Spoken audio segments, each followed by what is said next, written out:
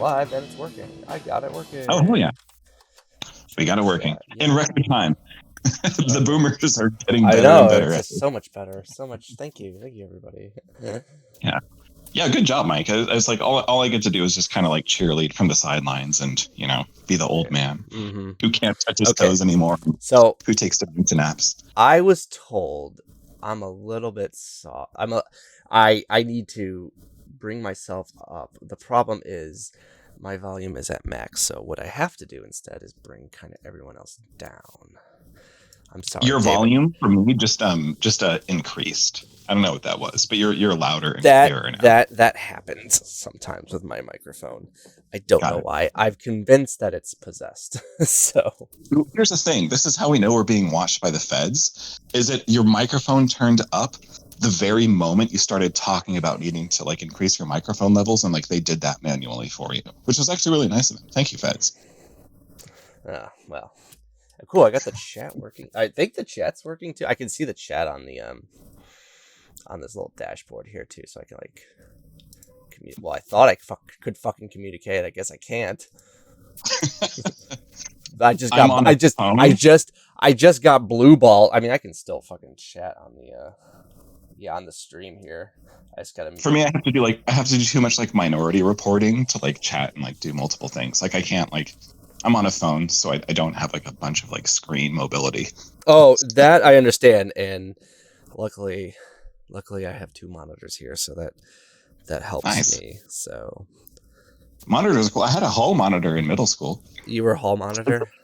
No, I had one. Oh. I'm such a boomer that I don't even know what like the appropriate like reference to monitors is. So the hall monitor. He monitors the hall. They monitor the hall. That's what they did. Same thing we use for our desktops, I'm sure. Wait, are you saying that people hall monitor their desktops? No. Ross. You were talking about wait, why did I call you Ross? Monitors? I'm so sorry. No, you were talking about how you had 2 monitors, and I made a bad pun about hall monitors. And you definitely punished me with that bad pun there, David. It's like you told me to punish it. There's a punitive action punishing. I don't understand.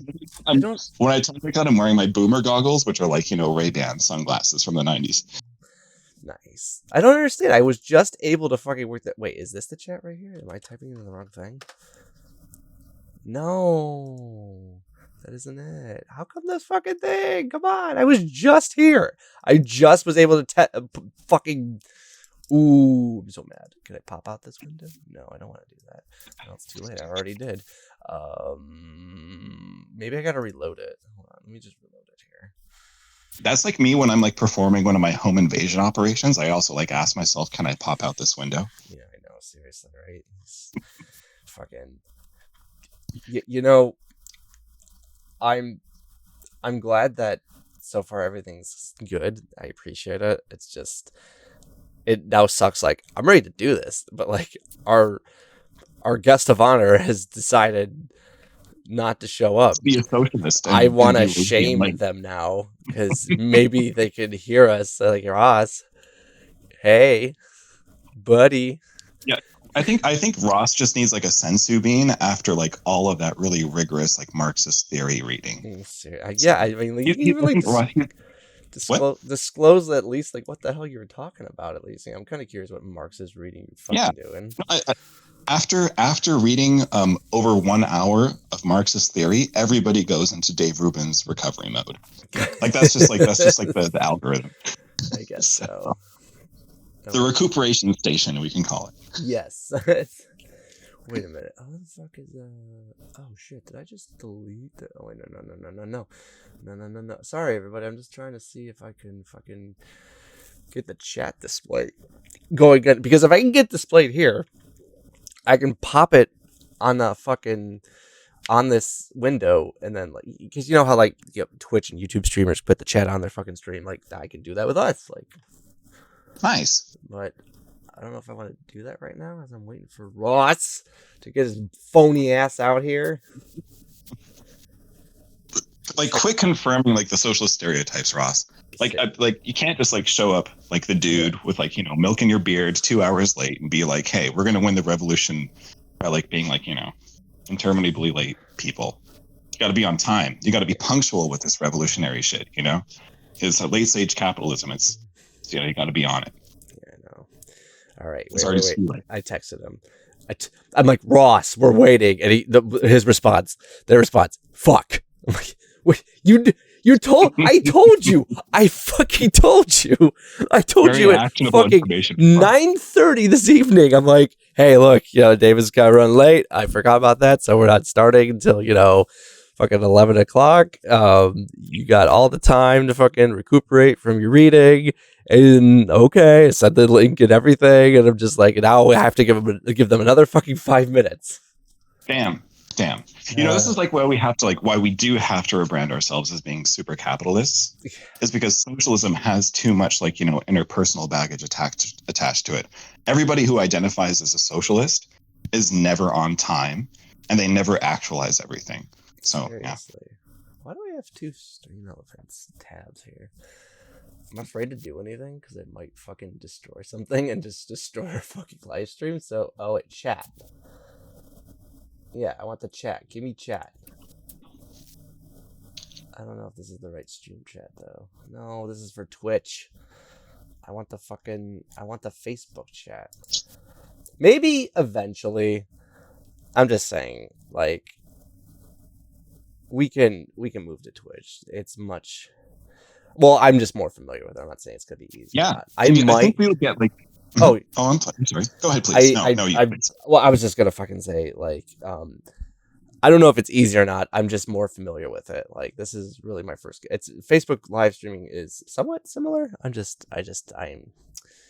Anyway, yeah.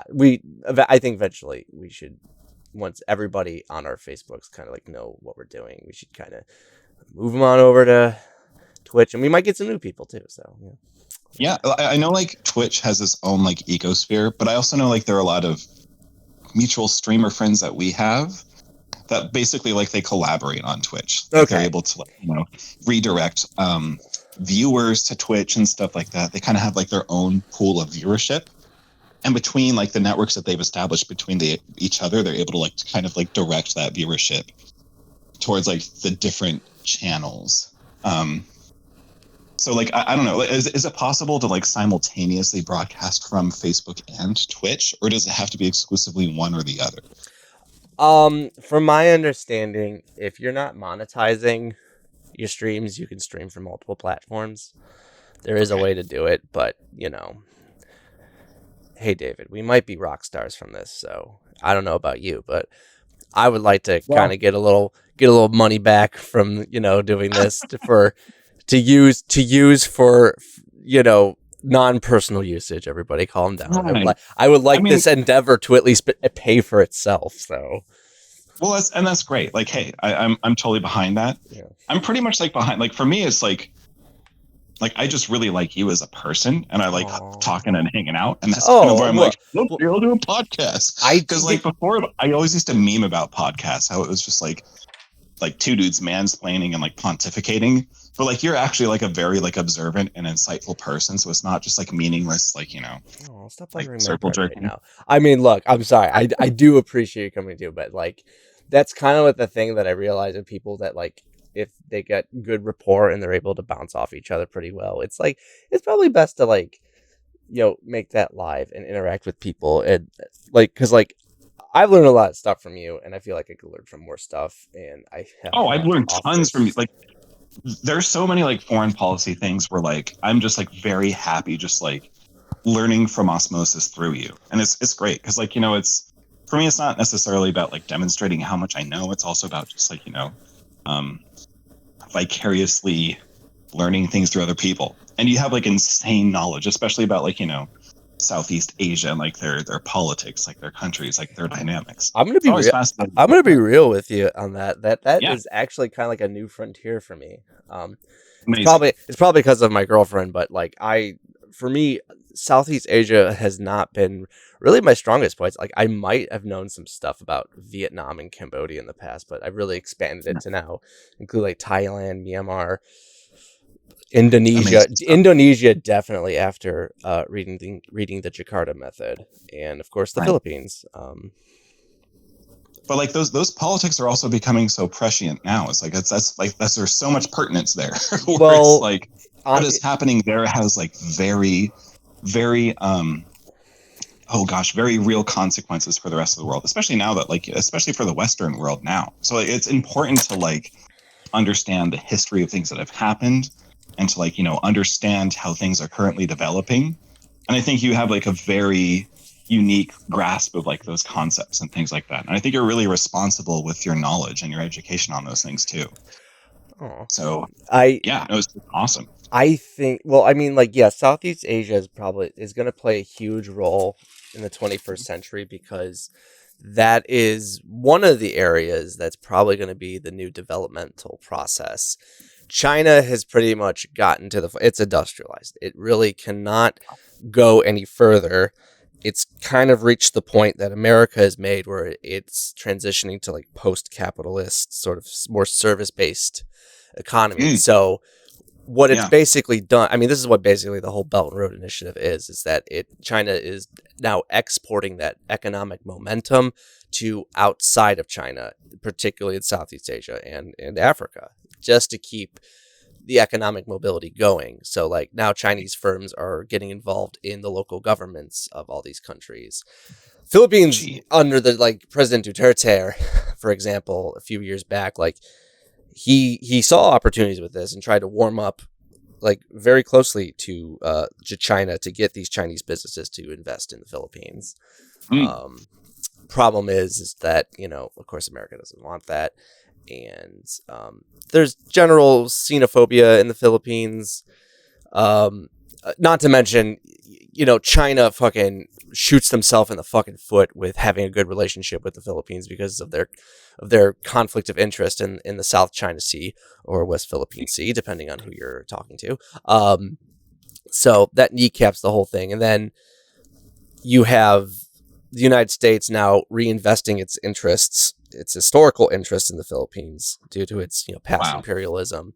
I mean, it's going to play a larger part in containing China, and I think a crafty Filipino leader knows that and is able to, and if they have the political savvy, they can position themselves very well in between China and America and get as much economic benefit from both countries as they possibly can. I mean, yeah, but like the problem with this though is that the people who are typically ruling the Philippines right now are like a rich oligarchy, and most of the people are poor. And usually the rich people are essentially custodians for international businesses to kind of come in and extract the resources from the country. Wow. Oh, gosh. It's like even like observing that language. They're custodians for people who come in and extract resources. I mean, essentially, that's it. It's an old an old imperial model that's just been modernized in the neo-colonial world. There's nothing about how you can structure that concept without it sounding almost purely parasitic. It is. And it's like, of course, other people might frame it differently, but just like there's kind of like a visceral intuition I have about what you said that's like, oh, okay. It's just kind of superimposing super imperialist theme like modern markets and stuff. Really quickly though, like we actually have like some very uncharacteristic overlap with this because, usually my research and like, all of my well, hold on before you get to that, let me just say, I just wanted to say that like they're custodians in the sense that the only reason they're able to maintain their rich and power is because they put themselves in a position where they make sure that the resources are extracted to these more global north countries, and they're able to skim a little bit off the top, and that's what they use to enrich themselves and to maintain the power base. So that's amazing. And like basically, like one thing that I was going to touch on with Ross, now it feels like I'm shadow boxing a little bit because he's literally not here. It sounds a little bit dishonorable for me to be talking about this. I know. Ross, you see what happens when you take too long? Now we're talking shit about you. You're not even here. So now we get to attack your points without you being able to defend them. Now I'm just socialist is that like you can't actually be here when we're like tearing your essay apart. Just gonna ad hominem the shit out of you now, Ross. Right. With statistics, which means that it's not an ad hominem. But one thing that I was actually one thing we were talking about before we went live was how I was kind of researching if there was any kind of correlation between countries that have expansive welfare states and the participation levels within those countries when it comes to political activism. And, South Korea has been moving towards a more service-oriented economy as well. Yeah. And they have it's like, 33.9% of South Korea's GDP goes towards public expenditures. And that's just kind of like where their primary thrust is. That's where their focus is. But at the same time, and I really wish Ross was here to kind of, entangle me a little bit about this, is that they have a very robust welfare system as well. And despite having a robust welfare system, they were able to get one of the most impressive turnouts for their revolutionary political action that's been seen in the modern world. It's like it was, I think, at the peak of their protests in 2016 and 2017, 1.2 million people descended on the Capitol or participated regionally in some capacity against President Park at the time. That's amazing. It's an insane percentage. But what this does is it decisively disproves the notion that welfare states in some way kind of placate the masses and suppress oppositional politics. It's just not empirical. And I'm going to speak on behalf of Oliver a little bit because, I asked him about this and he said, it's like welfare doesn't necessarily have to suppress that. When people are sustained, when people are able, of course it makes sense that more people would be able to participate in revolutionary politics against some kind of identifiable perceived threat. So, well, I mean, I would just add to that in the fact that if you want to reach out and offer some type of tangible solidarity with people, social welfare programs can really do that to show that we care about you, we're here for you, we're with you in this, as long as it's a means to an end, that should be fine.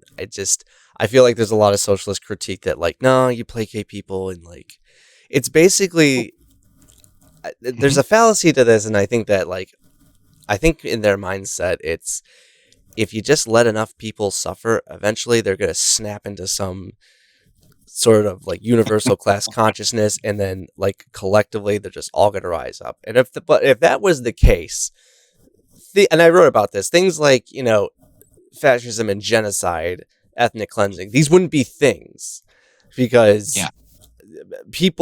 you can't expect people to just fucking naturally spring into action. You kind of have to build communities first. Right. Well, look at other countries that do have robust welfare states.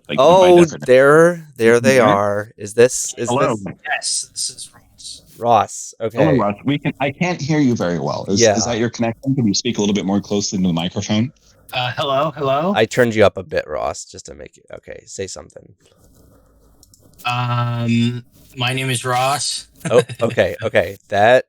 I'm hearing you pretty good, David. How do you hear? You can hear him just fine. How am I, by the way? I was trying to I was wrestling with that new microphone that I bought. Apparently this old boomer, this old dog has to wrestle, exponentially more because it wasn't working. So I think you are fine. I hear you just fine. You sound like a twat. No, I'm joking. Well, thanks. Mike thinks I'm fine. I'm literally going to put that in my dating profile. Mike Greeny thinks I'm fine. Just sorry, fine. that's all I don't want. to. That will get you very far. Okay.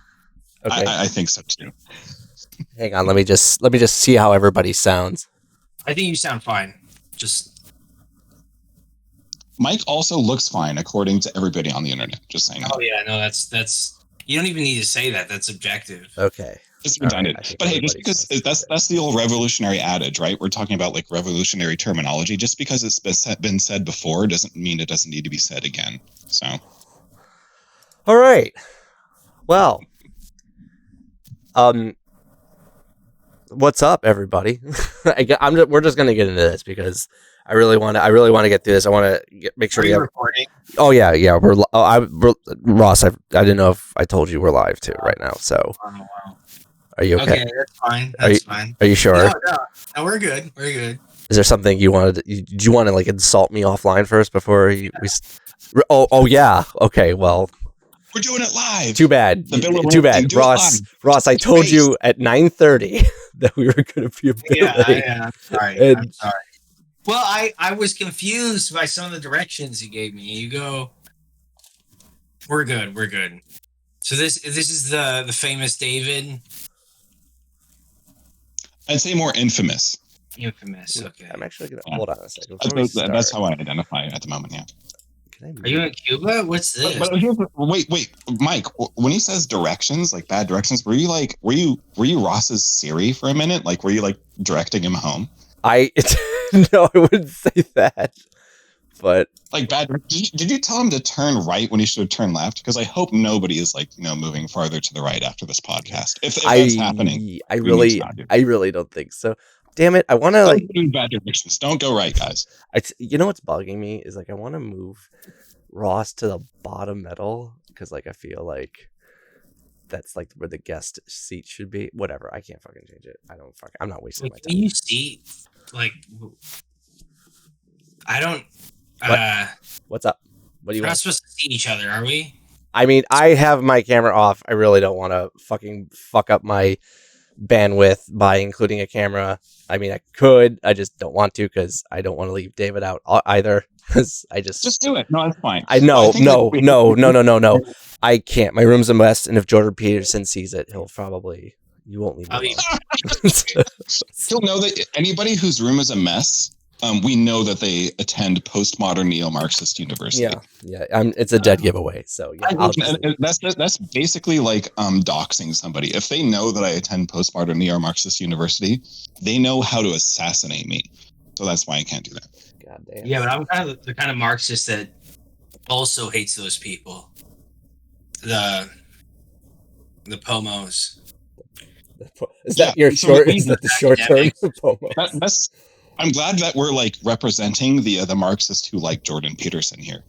No, I don't like Jordan Peterson. That was literally a joke. I'm sorry. Those are fighting words. No, I'm joking. Okay. Sure, we'll have one more. All right. Okay. Let's just get into this. All right. So, all right, Ross, why don't you tell us a bit about yourself, what you do, a little background info, okay? My name is Ross. I'm currently in between jobs. I'm a mathematician. I am a member of the Progressive Labor Party, which is a communist organization that's working for revolution. We do a lot of work organizing transportation workers and even soldiers and UPS workers, all over. And the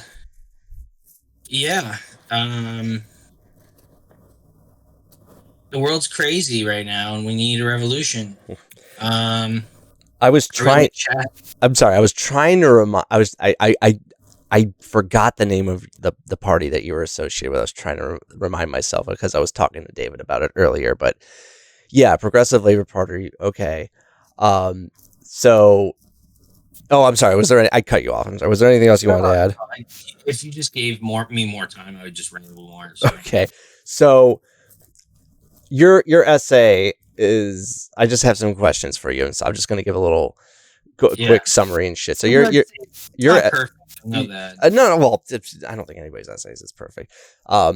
So your essay is about bell hooks. Just for anybody who doesn't know who bell hooks is, she's a feminist writer, social activist, and born in 1952, and she's best known for her works on feminist theory, race, and class, and has authored over 30 books on these topics. And her work challenges the dominance of white, patriarchal, and capitalist systems and aims to create a more just and equitable society. So some of her works include Ain't I a Woman, Black Women and Feminism, Teaching to Transgress, Education as the Practice of Freedom, and lastly, Feminism is for Everyone, Passionate Politics. And that is the that is the work that you covered in your essay, Ross. So Yes. so why don't you tell us a little bit about your essay and why you chose to write it? You don't read your essay, just kind of give the main points of what you're kind of invoking here. So the main thing was that I feel like the basis of a lot of her theory is about convincing people rather than trying to understand on what basis do you convince people. Because a lot of times there's like, a series of conversations that happen over years or maybe even over a decade. And like, you don't just, get somebody to come to your side for nothing. Usually you convince them on a basis of praxis. So that was one of my main criticisms. The other thing is like, I feel like a lot of the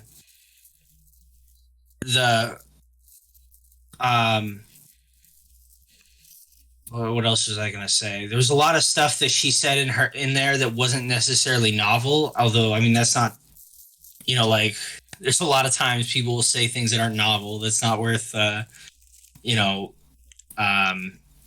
crying about. But I guess the big thing was that I just feel like her entire basis is like argumentation and not like thinking about like on what basis are we arguing or like what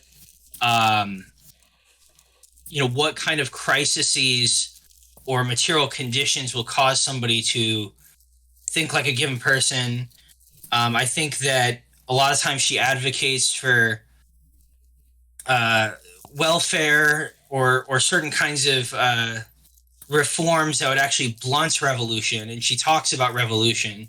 And it's important to talk about, like, for instance, she talks about how a lot of welfare, like the stripping of wealth, getting rid of welfare by Reagan and just the neoliberals was very, racist. But she doesn't talk about how a lot of the welfare that came into existence was on the basis also to, prevent radical movements from forming, like, FDR, or even if we talk about the civil right, not the civil rights movement, The New Deal or what? No, the like civil rights bill of 1965, which obviously 64? we should all be for. Wait, that wasn't passed. Okay. Are we talking about the Civil Rights Act? Oh, no. I think he's confused. I think they're confusing the Civil Rights Act with the Equal Rights Amendment, because the Civil Rights Act was passed, the Equal Rights Amendment was not. Yeah, Civil Rights Act was passed. 1964. That was after 19. Okay, got it. Yeah. Yeah. Right. I think I'm thinking of the. Wait a second. I think it was the. I think it was Wasn't the that passed Voting under Rights Act of LBJ? 1965. That was an LBJ thing, right? Yeah. Yeah, Well, because it literally couldn't have passed unless like JFK was assassinated. Like LBJ manipulated the political levers to make that happen. It was like some Abraham Lincoln LBJ. That was LBJ's. Signature most. Yeah. Yeah. Important Well, I mean, contribution to, the like, the returning fabric of the of Great American Society, the New Deal, or a lot of the gains from the civil rights, all of them were like passed out of fear of the people, of the workers, rather than, in genuine wanting to alleviate pain or something like that. Okay. Well, here's the thing. I want to ask something about that, because I guess we're trying to kind of like create a correlation between, welfare and like political inaction. So like Ross, are you familiar with like the South Korean revolutionaries and what they did between like 2016 and 2017? No, I'm not familiar with that. Well, that's totally fine. Nobody has to know about this, and I know this is probably kind of like something that like a lot of us aren't like initially aware of. But South Korea actually has like a pretty robust welfare state at the moment. We're making like isn't there like minimum wage like abysmal?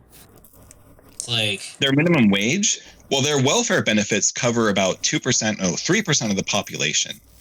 And of course, like, they have paternal leave, maternal leave, like a lot of things that like, we actually don't have in the United States. But their basic livelihood security program provides cash payments and other benefits, including housing and education for their citizenry that lives in poverty. So to a certain extent, like, you know, like their welfare program covers some things that, you know, we don't as easily cover in like the United States to a certain percent. Oh, yeah. But here's the thing is that, like, you know, even though they have a welfare state, in 2016 and 2017, up to 1.2 million protesters would descend on the Capitol to force their president out of office. And this is something that was like, it was like a protracted like revolutionary movement. Like they did this every day for months. 1.2 million was like the highest number, but their participation was like unfathomably impressive compared to like, you know, like a lot of westernized standards.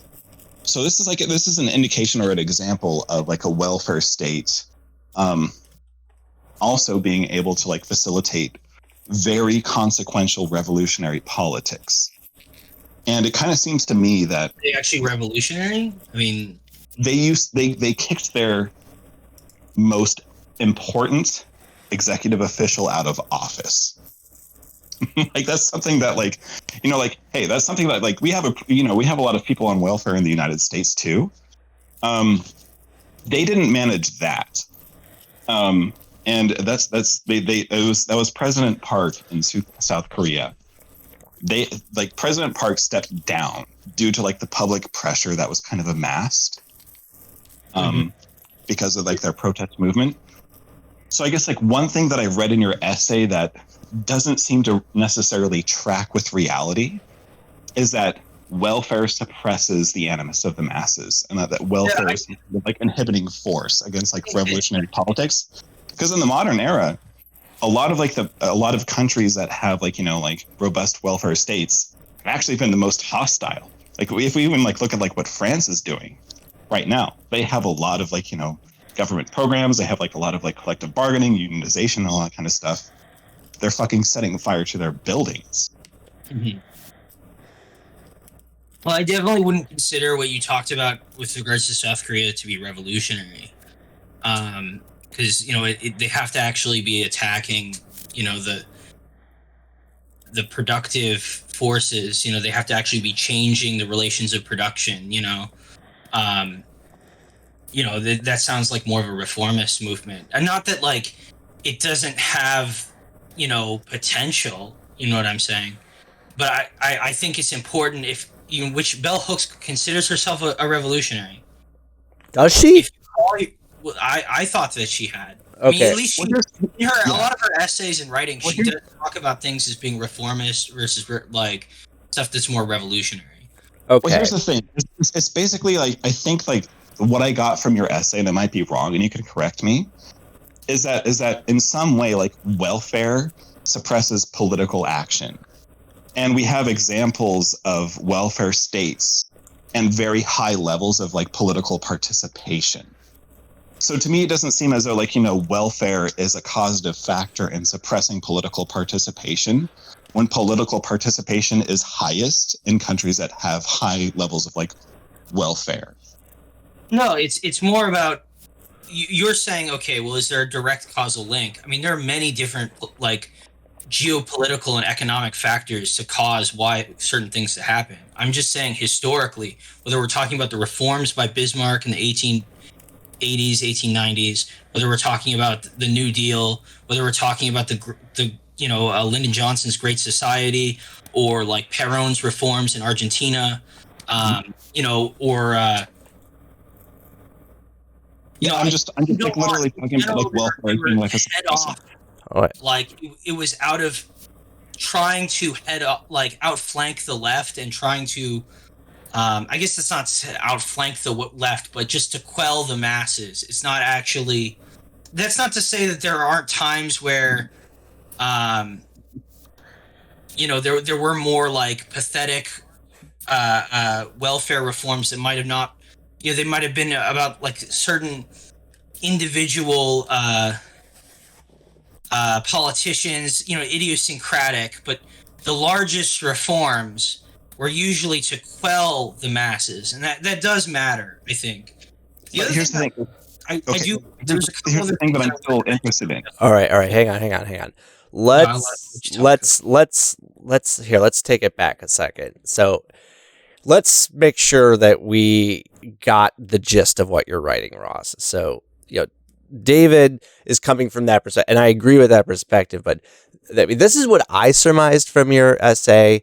First, bell hook argues for a redefining of words as revolutionary and emphasizes rhetoric and dialogue as crucial to the success of the feminist movement. And then she calls for the need to reclaim clear definitions of feminism and promote it through various forms of media. So what you're saying, and this is what I got, what you're saying in your essay is that you're criticizing her lack of discussion on the class character of media and the need for meaningful revolution. Yeah. Okay. The other thing I talk about is like how reactionary religion is. Okay, all right, hang on. So, hang on. Yeah. All right, so how about this? Can you explain what a meaningful revolution to you entails? I think that would help.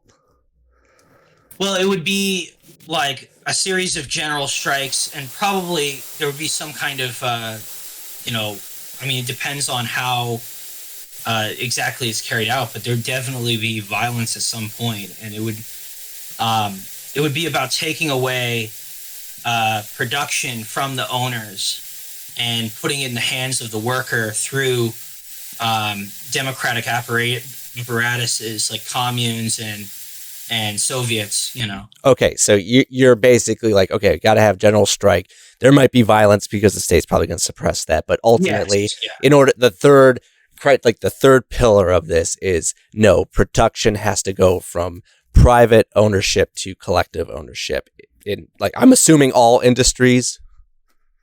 Okay, here's the thing. Okay, so Ross, this is something I want to ask you. Mm-hmm. In what way in what examples has violence been able to exchange hands between like private firm ownership and collective means of production ownership? What do you mean? Do you have an example of violence? Like a lot of times, like the capitalists would say stealing their property is violence, but I would say both the Paris Commune, the Chinese Revolution, the Russian Which Revolution. one? Wait, how far back are we going? Because also the language and what is successful when it comes to revolutionary politics has changed over the centuries. And I'm just interested in are there any modern examples of something like an armed uprising, usurping the incumbent government and exchanging power from traditional firms to worker-owned cooperatives? I would say no, but I think that's like a date fallacy. Like, oh, we're in the 21st century, everything's different. You know what I mean? That's not to say that Well, would you say that most things are different at least? Because I'm sure I think things are different, but that doesn't mean that there aren't. You have to explain what specifically is different that would make insurrection or general strikes irrelevant or not. Well, hang on. I don't want to say that I don't want to say general strikes are irrelevant either. We are pro general strike here. Here's the thing. It's there's actually research, very abundant and very verifiable research that's been conducted about which forms of revolutionary political action create good and meaningful outcomes in the modern era. Ever since the advent of World War II, armed uprisings have a 0% success rate when the goal is to usurp the incumbent government, to break the back of the 1%, and to reinstate democracy in that sovereign territory for over a year. So the interesting thing to me is that I think that a lot of leftists fetishize and romanticize the Haitian Revolution or the French Revolution, but they try to superimpose those obsolete and outdated methods onto contemporaneous politics, even though those modern forms of those outdated forms of revolutionary politics literally have a 0% success rate. Well, I think before we trot out statistics and really hardcore empiricism, we should try to read more mouth, understand the class character of these various departments. If if you get like some university like Iowa State, and there's a study that talks about the importance and health of pork or something like that. You should look into see like, oh, did Tyson's like use p hacking to get to certain conclusions? How do they define successful? Because like when chemistry departments like study combustion, they're not studying combustion in a vacuum. It's for the purposes of building bombs, or there's some kind of like, investment must become a return on that investment. It's not, so I don't think you can just like cite a specific thing. I would like to see that Okay. that study, All right. and how they These are define. like here's the thing. This isn't a specific thing. These are like general themes about like like what's actually like usable and actionable in like the modern era. Okay. It's like like what armed uprisings do not have a positive impact on influencing political discourse in the modern era. If you're trying to like usurp a dictator, if you're trying to like maintain democracy in a country, if you're trying to break the back of the 1%, it literally has a 0% like success rate. Well, I don't believe which is interesting, but like to me, it's like it's interesting because like there are a couple things that like I identified in like your essay that kind of seem like they're incompatible with like how things have progressed. And one of those things is like how like welfare like suppresses political action, and like apparently it doesn't, because a lot of like countries with like the most like robust welfare states have participated in the most like meaningful and robust forms of like political action. So I'm wondering why you still like believe that, even though there's kind of like counter evidence to that. I think, all right, I think reform and revolution is a very good topic to cover. I just don't want that to eclipse the topic of bell hooks now. I do think we should talk about that at some point. Here's what I want. So like here, let's like hash out, like, because there are things that you actually agree with bell hooks on. Like you agree, there's harmful effects of bigotry. There's patriarchy's emphasis on women's looks. One thing I forgot to put on there is like talking about attacking homophobia. In the feminist movement. Mm-hmm. Oh. Well, hold on. Let me just say, like, I just want to cover this really. So, like, you agree with like the emphasis how patriarchy affects women and the just general harmful effects of bigotry, the need for women-only spaces, as well as the fact that you agree that you cannot be pro-life and a feminist at the same time. Oh yeah, that's a big one. And then the things that you generally disagree on is like her belief that love is a moving force in history, her embracing of religion, and acknowledging like the role of academia in shaping the political opinions. And then you have like what was it? And then your whole talk about, this is what David's been focused on is how welfare exists to prevent and suppress revolution. So those are the three main points that you disagree with bell hooks on. Mm-hmm. So I guess my question is, like, following that is, do you believe that most Marxist critiques of bell hooks, including yours, kind of center around her emphasis on race and gender and intersectionality, like in general, like it distracts people from a class analysis of society essential to being like a socialist in this regard, or like often it serves as a way to keep the working class divided over identity politics? Is that like your main concern of like that's why you're critiquing bell hooks right now? I would say that she doesn't recognize the primary contradiction to be exploitation, and that exploitation creates race and sex, like our constructs of those. You know what I mean? Like the basis of race is in slavery, like our historical, and if we take away things like race, racism, sexism, credentialism, eventually you start realizing that the only reason that people are being paid differently is on the basis of exploitation. It makes exploitation a lot more obvious if you take away, the various types of discrimination and stuff like that. Okay.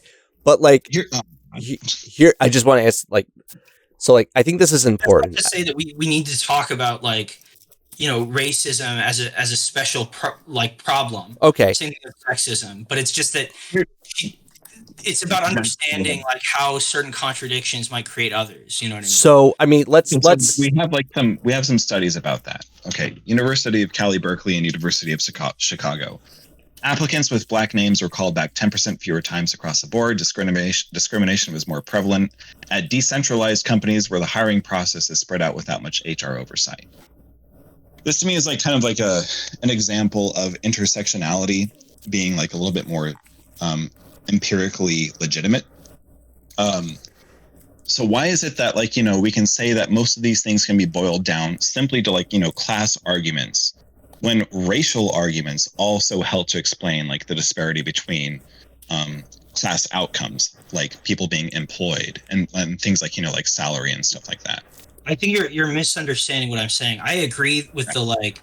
I don't even think it's novel, the like notion of intersectionality, that there are like certain emergent properties where different hierarchical oppressive systems interlock. There's emergent properties there. I think the problem is realizing that a lot of these oppressive hierarchies actually come back to class. Like historically, do you not also see how like this like specifically impacts race? Like they kind of go hand in hand, is what he's trying to say, Ross. There are numerous studies that have basically been undertaken, which say that like, okay, this is a different Harvard study from 2017, which found that when blacks and Asians whitened their resumes by using white or American sounding names, they got more callbacks for interviews. No, 25% of black candidates received callbacks for their whitened resumes, while only 10% received callbacks when they left ethnic details on their resume. This to me like says this, it's not just about class, it's about how you present yourself like racially or ethnically. Like slavery was a class category. Do you understand what I'm saying? So the history of race is deeply embedded in the material conditions and economic conditions of America, of the Americas.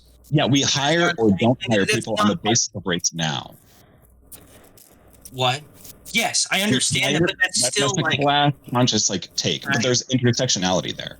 Can I just try and play? Hold on. Novel. Can I just? It's not novel. All right, hang on. Can I just? Okay, but if hold it's on. Not novel, then we whoa.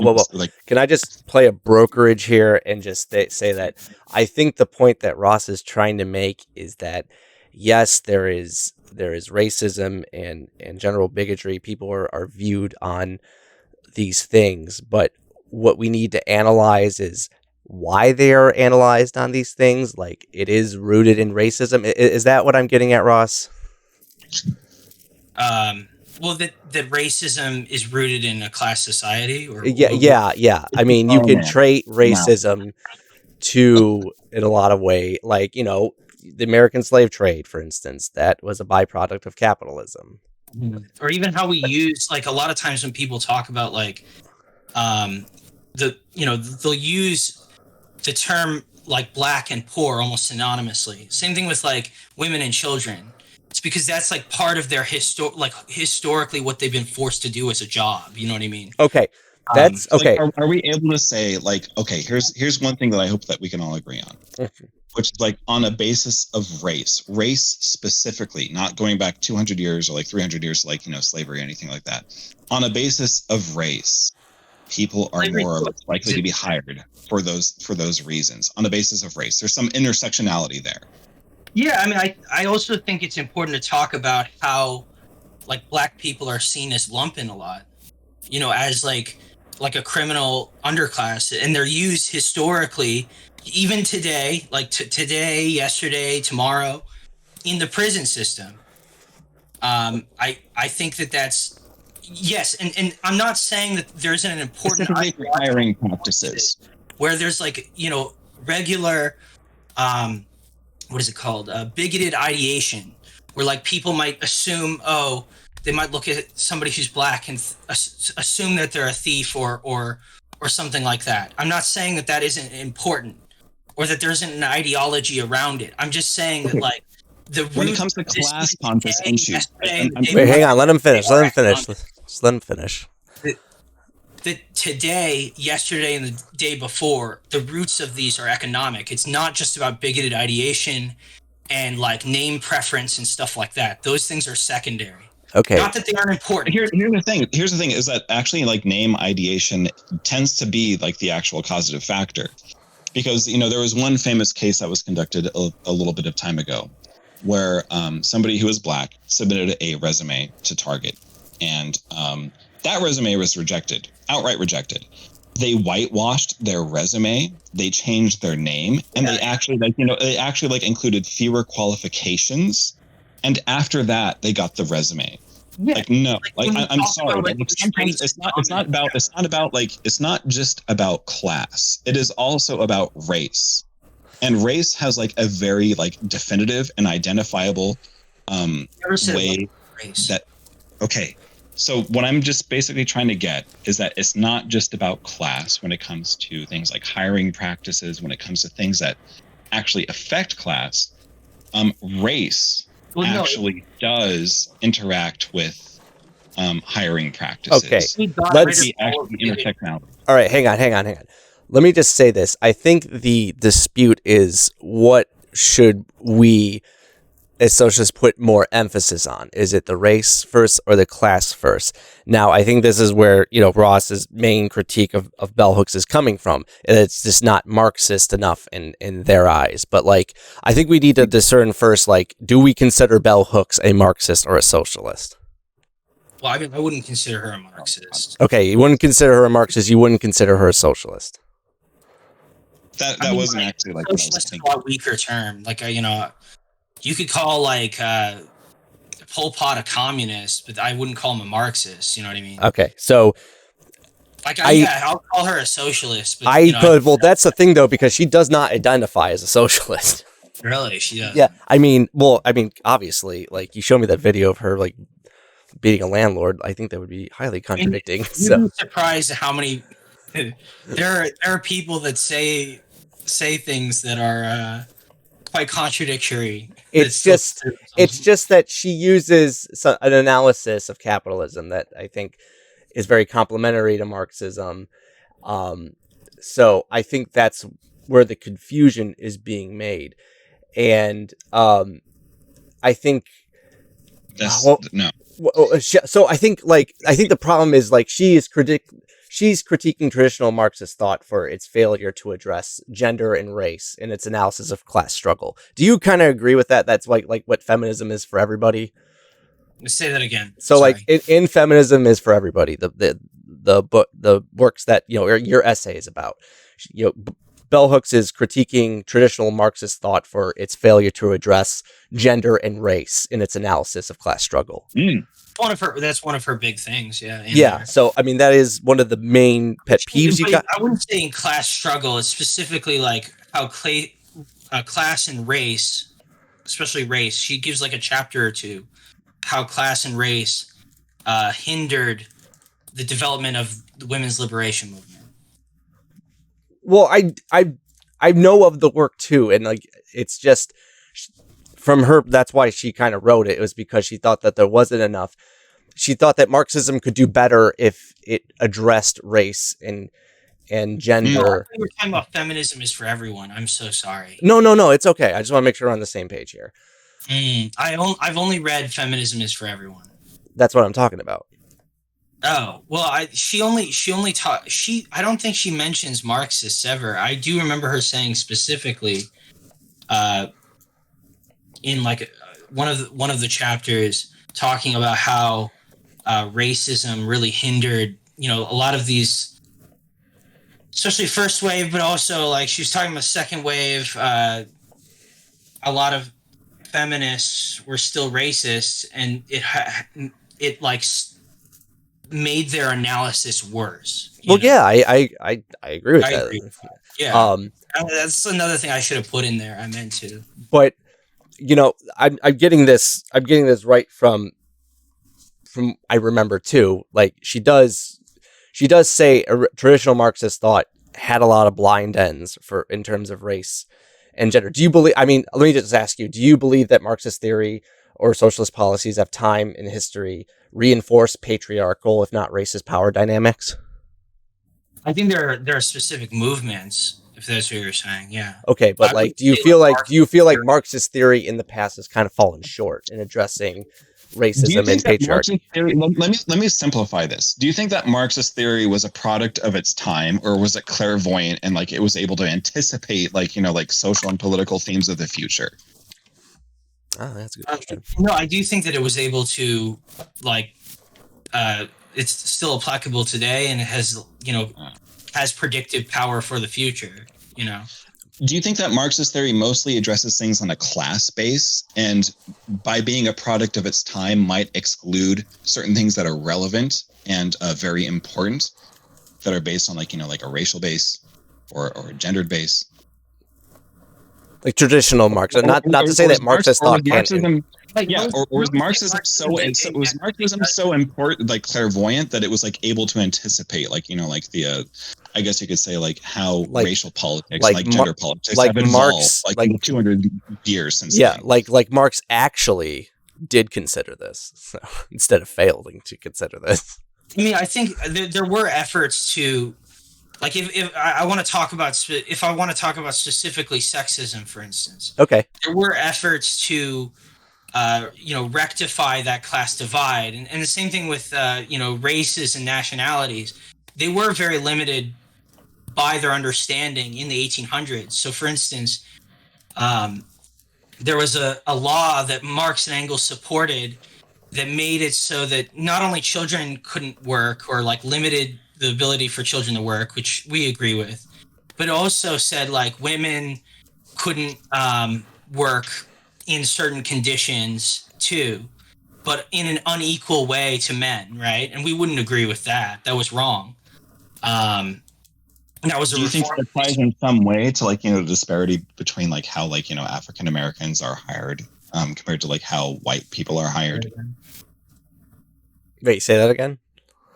Oh, do you think that like might also apply to like the disparity rates between how African American people are hired and how like white people are hired when it comes to like employment? They definitely understood that different peoples were like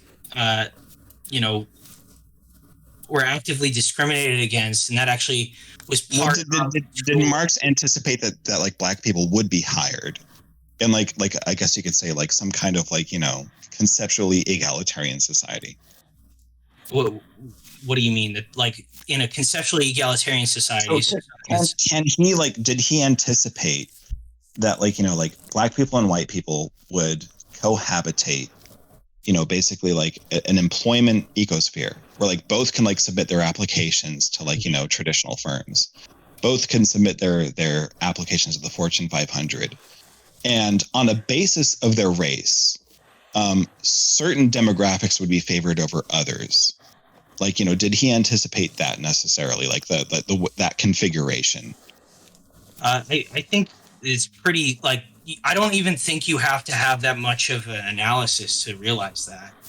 I think it's pretty self-evident. Like even from the like. Okay, so if it's self-evident, then we agree that they're like racial like explanations. Yeah, but I don't think it's certain people. Race class. I think race as a category was created by class, and I think that's more important than like class by itself. Do you understand what I'm saying? Whereas I think. I guess what I would just say is that class is more holistic. Economics and class is more holistic when describing society, whereas your analysis tends to this like infinite idiosyncrasies of like a given like the bigotry of millions of people, and trying to understand individual psychology, and then you get this like sick twisted stuff where like you have like people spending like 6 or like 12 hours of their time in a given workshop that they're forced to go to, where everybody's focuses on how to like not think to be racist, when that's not the basis of racism. And that's not to say that we don't need to have certain workshops, but this way that people are going about attacking racism, like Robin DiAngelo and a lot of ID poll people, it's not looking at inheritance. It's not looking at the prison industrial complex, and a lot of those are the roots of racism. You know what I mean? Well, here's the thing. This is not just like based on All inheritance. right. Whoa, hang on. Here's the thing. 25% of black candidates received callbacks from their whitened resumes, while only 10% received callbacks when they left ethnic labels in their resume. That's a 15% disparity. So like this isn't based on inheritance. This isn't based on this is like literally hold on. This is like literally based on ethnicity or like a lack of ethnicity. All right, Ross. And this is empiricized. There's data that supports this. That this is not nearly like a class reductionist argument. All right, hang on. Ross, say what you wanted to say about that so everybody can hear Thanks, you. Mike. Just trying to. I'm listening to the stream, and it's like you really can't hear what's going on when all of us are talking. So, well, thanks for excluding me from that. Well, I guess I would just wait. Hold on. Did I fuck up? I'm sorry. No, I wanted you to get your thing off, and then I was like, okay, Ross, respond to that now before you're all fucking talking past each other. I guess what I would say is that that's not just about how people think. There's a specific history to how people think that's based in exploitation and class relations. You know what I'm saying? Race. You mean race. It's specifically about race. This isn't just about class. You could have people who are like... I understand that. What I'm saying is you can't separate those. Okay. Yeah, you can. Here, how about that? Hold on. There's a disparity between race... Hold on. Oh God, Mike, are you going to mediate this? I don't know. I don't feel like two on one-ing. So you are like, you're on fire right now. I didn't want to detract you or anything. Let me just kind of refocus this for a second. But how about this? How about this for a question, Ross? Do you think that that race can intersex with class, and that these intersections create unique forms of oppression and marginalization to certain people? Yeah, I mean, I don't think that's novel.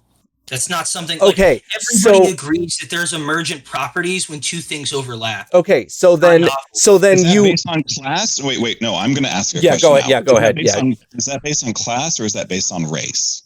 Wait, are you talking about the notion that two things... No. Answer the question. Is that based on class or is that based on race? Race was created by class and economic... No, race is not... Okay. Yes, that's true. Here's the thing. When people say that black applicants have a 15% lower chance of getting called back for an interview, this is based on ethnicity.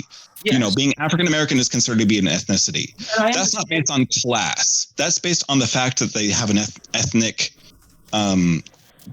grouping. Well, and is that based on class or race? Can you admit that ethnicism contributes to that, or are you literally going to deny empirical data about that? No, I acknowledge that. But okay, so it's not just class, it's race. Just say that. What? It's not just class, it's also race. Yeah, I never said that race doesn't matter. Okay, so race plays a consequential role in class, right? In economic class.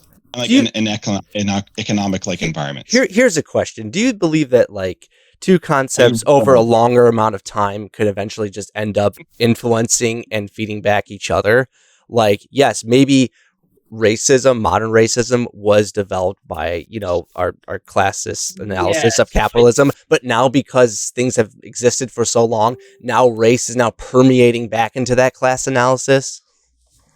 This was I do think that I agree with that, but that makes a uniqueness to race, though, right? Try to understand that. But that makes a uniqueness to race. I've never seen. I have butts that are covered in grotesque amounts of pubic hair before. Yeah, but please. Wait, what? With pubic hair? What?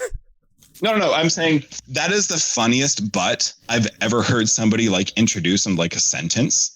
But I've heard people refer to funnier butts in the past. But, Jesus. I think an important component is seeing how a lot of black people have been able to get more disposable income over time, and so capital, certain sectors of capital have, catered to that. That matters. I think that I think it's also important to recognize that one is more primary than the other. That like the profit motive is more causal than racism or race. Okay. That's not to say that racism isn't like I think racism is the greatest divider of the working class. Okay, hold on, actually, because I was just going to ask, like, do you believe the fault of, do you believe, class divide in this country is more faulted at intersectionality or traditional racism? No, it's more, of course, more racism. Oh, so, okay. But here's another statistic for you guys. Okay, yeah. Black Americans are severely underrepresented in higher paying corporate jobs. White Americans outrank Hispanics in management. 43% of whites worked in management. Only 35% of employed blacks work in management. 25% of employed Hispanics. This is relative to like their population totals. Mm-hmm. Like I don't know. How many percentages do we have to like provide in order to substantiate the fact that this is not just based on the class disparity? I understand where you're coming from. Like disproportionately, Black people are less likely to get a job with equal qualifications. There's, many metrics where we're talking about. I'm gonna actually correct that for a second. When a white person has, hold on. Let David correct. I'm sorry, I wanted to make that correction. When a white person has fewer qualifications, they're actually more likely to get a callback for an interview. It's not about equal qualification. Sometimes, like, a black person can have like more qualifications and be like, called back. Yeah. No, I understand what you're saying. That doesn't mean though that white people benefit from racism, right? It doesn't. So, like, how does that mean that white people don't benefit from racism, where they can be underqualified and be more likely? No, hold on. I'm going to finish this sentence. Yeah. Let David finish then you can answer. So here, how do white people not benefit from racism when they can be underqualified and be more likely to acquire a more prestigious job than a black person who is more qualified but fails to get called back for that? Well, have you heard of a wage spiral?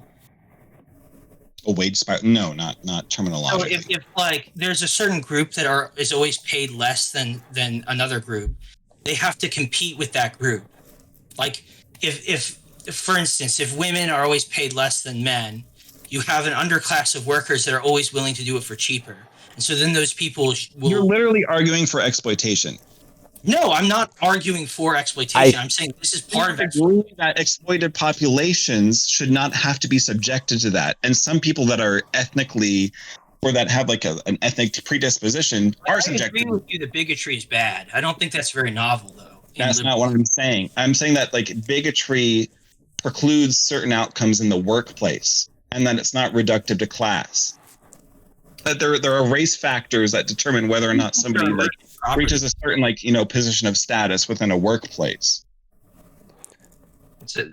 I'm sorry. Repeat your statement. Okay, there are certain conditions that basically predispose certain people to have higher positions in the workplace than other people. Literally all I'm saying. And some of those preconditions are predicated on race. Some of those preconditions are predicated on gender. This has been like empirically substantiated over and over again, redundantly, and to argue against like legitimacy.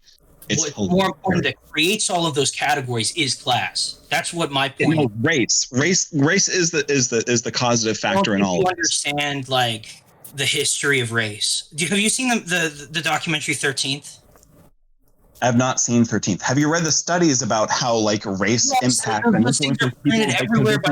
All right, whoa, hang on. It's like not even novel. Hang on, Ross. He's just like repeating stuff that everybody knows. I mean, no offense, you've repeated. Actually agree. So here's the thing: I can say something over and over again, and like you won't accept like the evidence of it. Which is shocking to me. Here, what do you think I'm not accepting?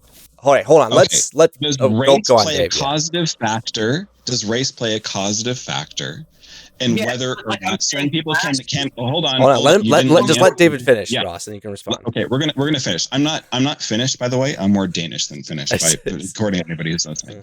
Here's the thing, though: does race play a causative factor in whether or not certain people are allowed to inherit positions of employment that offer them higher wages? Does race play a causative factor? Answer me that right now. Yes or no? No. Yes. Thank you.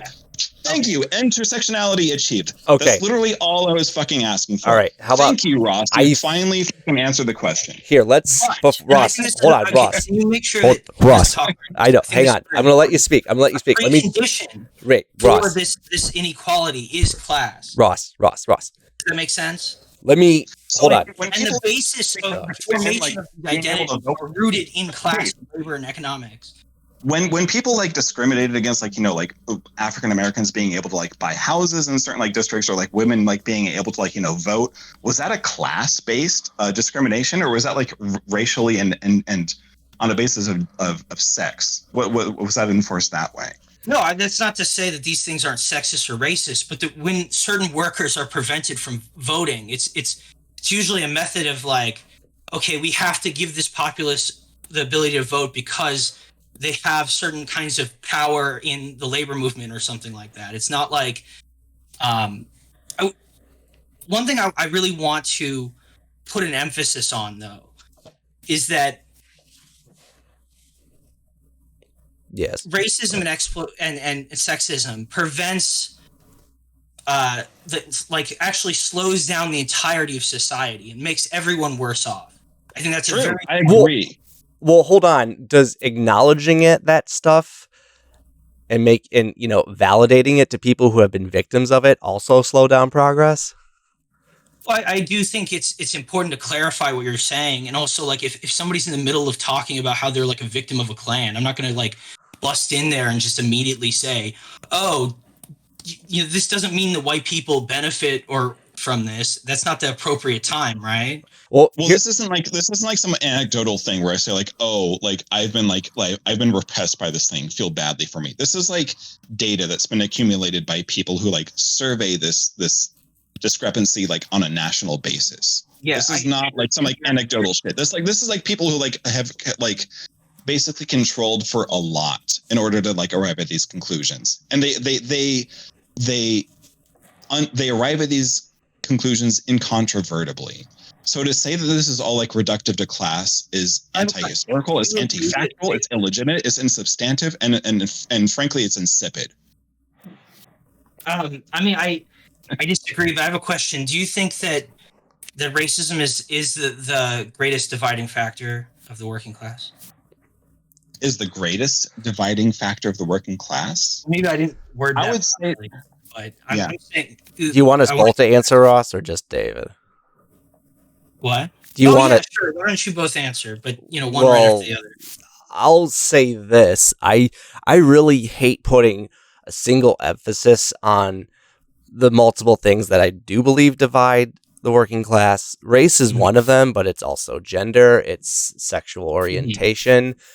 I think that I'm coming from an all-encompassing perspective where it's like we either all benefit or none of us benefit.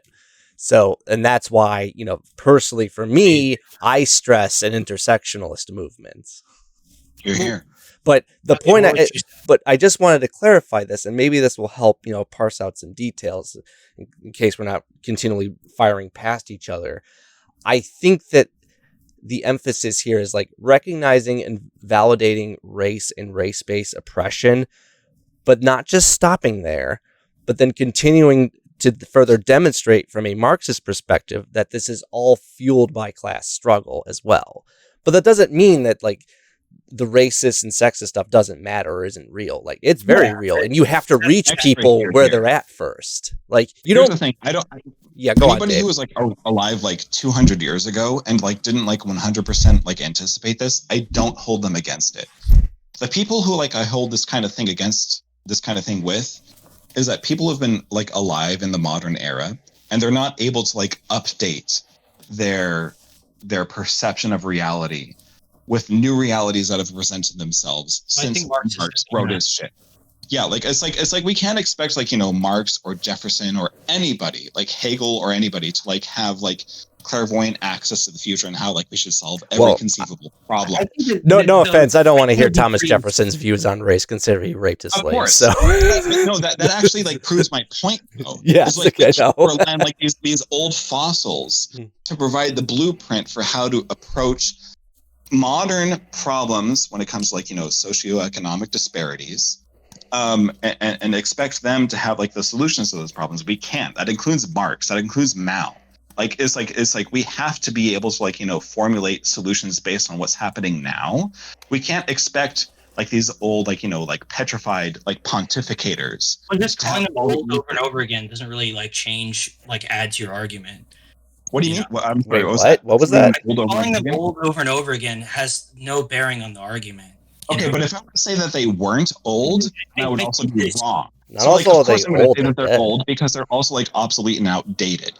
Because, like, you know, it's like when it comes to like how we address things in the current contemporaneous situation, of course, you have to adjust to like how like new political realities present themselves. And as new political realities present themselves, you have to like adjust for like new solutions. You can't like superimpose like every political solution from like the 1700s, the 1800s, the 1900s to like, you know, like the modern political era and have like expect it to go well. You can't fucking do that. And anybody who does that is like literally just like masturbating like they're like obsolete, irrelevant, like conception of like of theory. I think there's a misunderstanding here. You know, I hope so. That you're like propagating. Marxists don't just dogmatically follow Marx. 1, 2. It's not like nobody. No, everybody would. If you had a class analysis, you'd understand how, you know, various bigotries prevent, like, you know, social change for for betterment of the worker. You know what I'm saying? Yeah. But hold on. I wanted to go back to the race. Let me hold on. The greatest dividing factor of the working class. Let me just say that, like, because just from a physical perspective, like physical. What does that mean? Let me finish. If you don't let me finish, it might sound absurd to you. That there's actual like segregation that happens in our communities where like people are actually kept away from each other. So it's not just like, I mean, there are many metrics that we can talk about. How does it divide the working class? But I think like segregation, and this is a relevant problem today, is just how alienated people of different races are from one another. And racism, you know, is an important factor in that. All I need to hear from you, literally all I need to hear from you is that like race is a causative factor in people being excluded. Hold on, no, wait.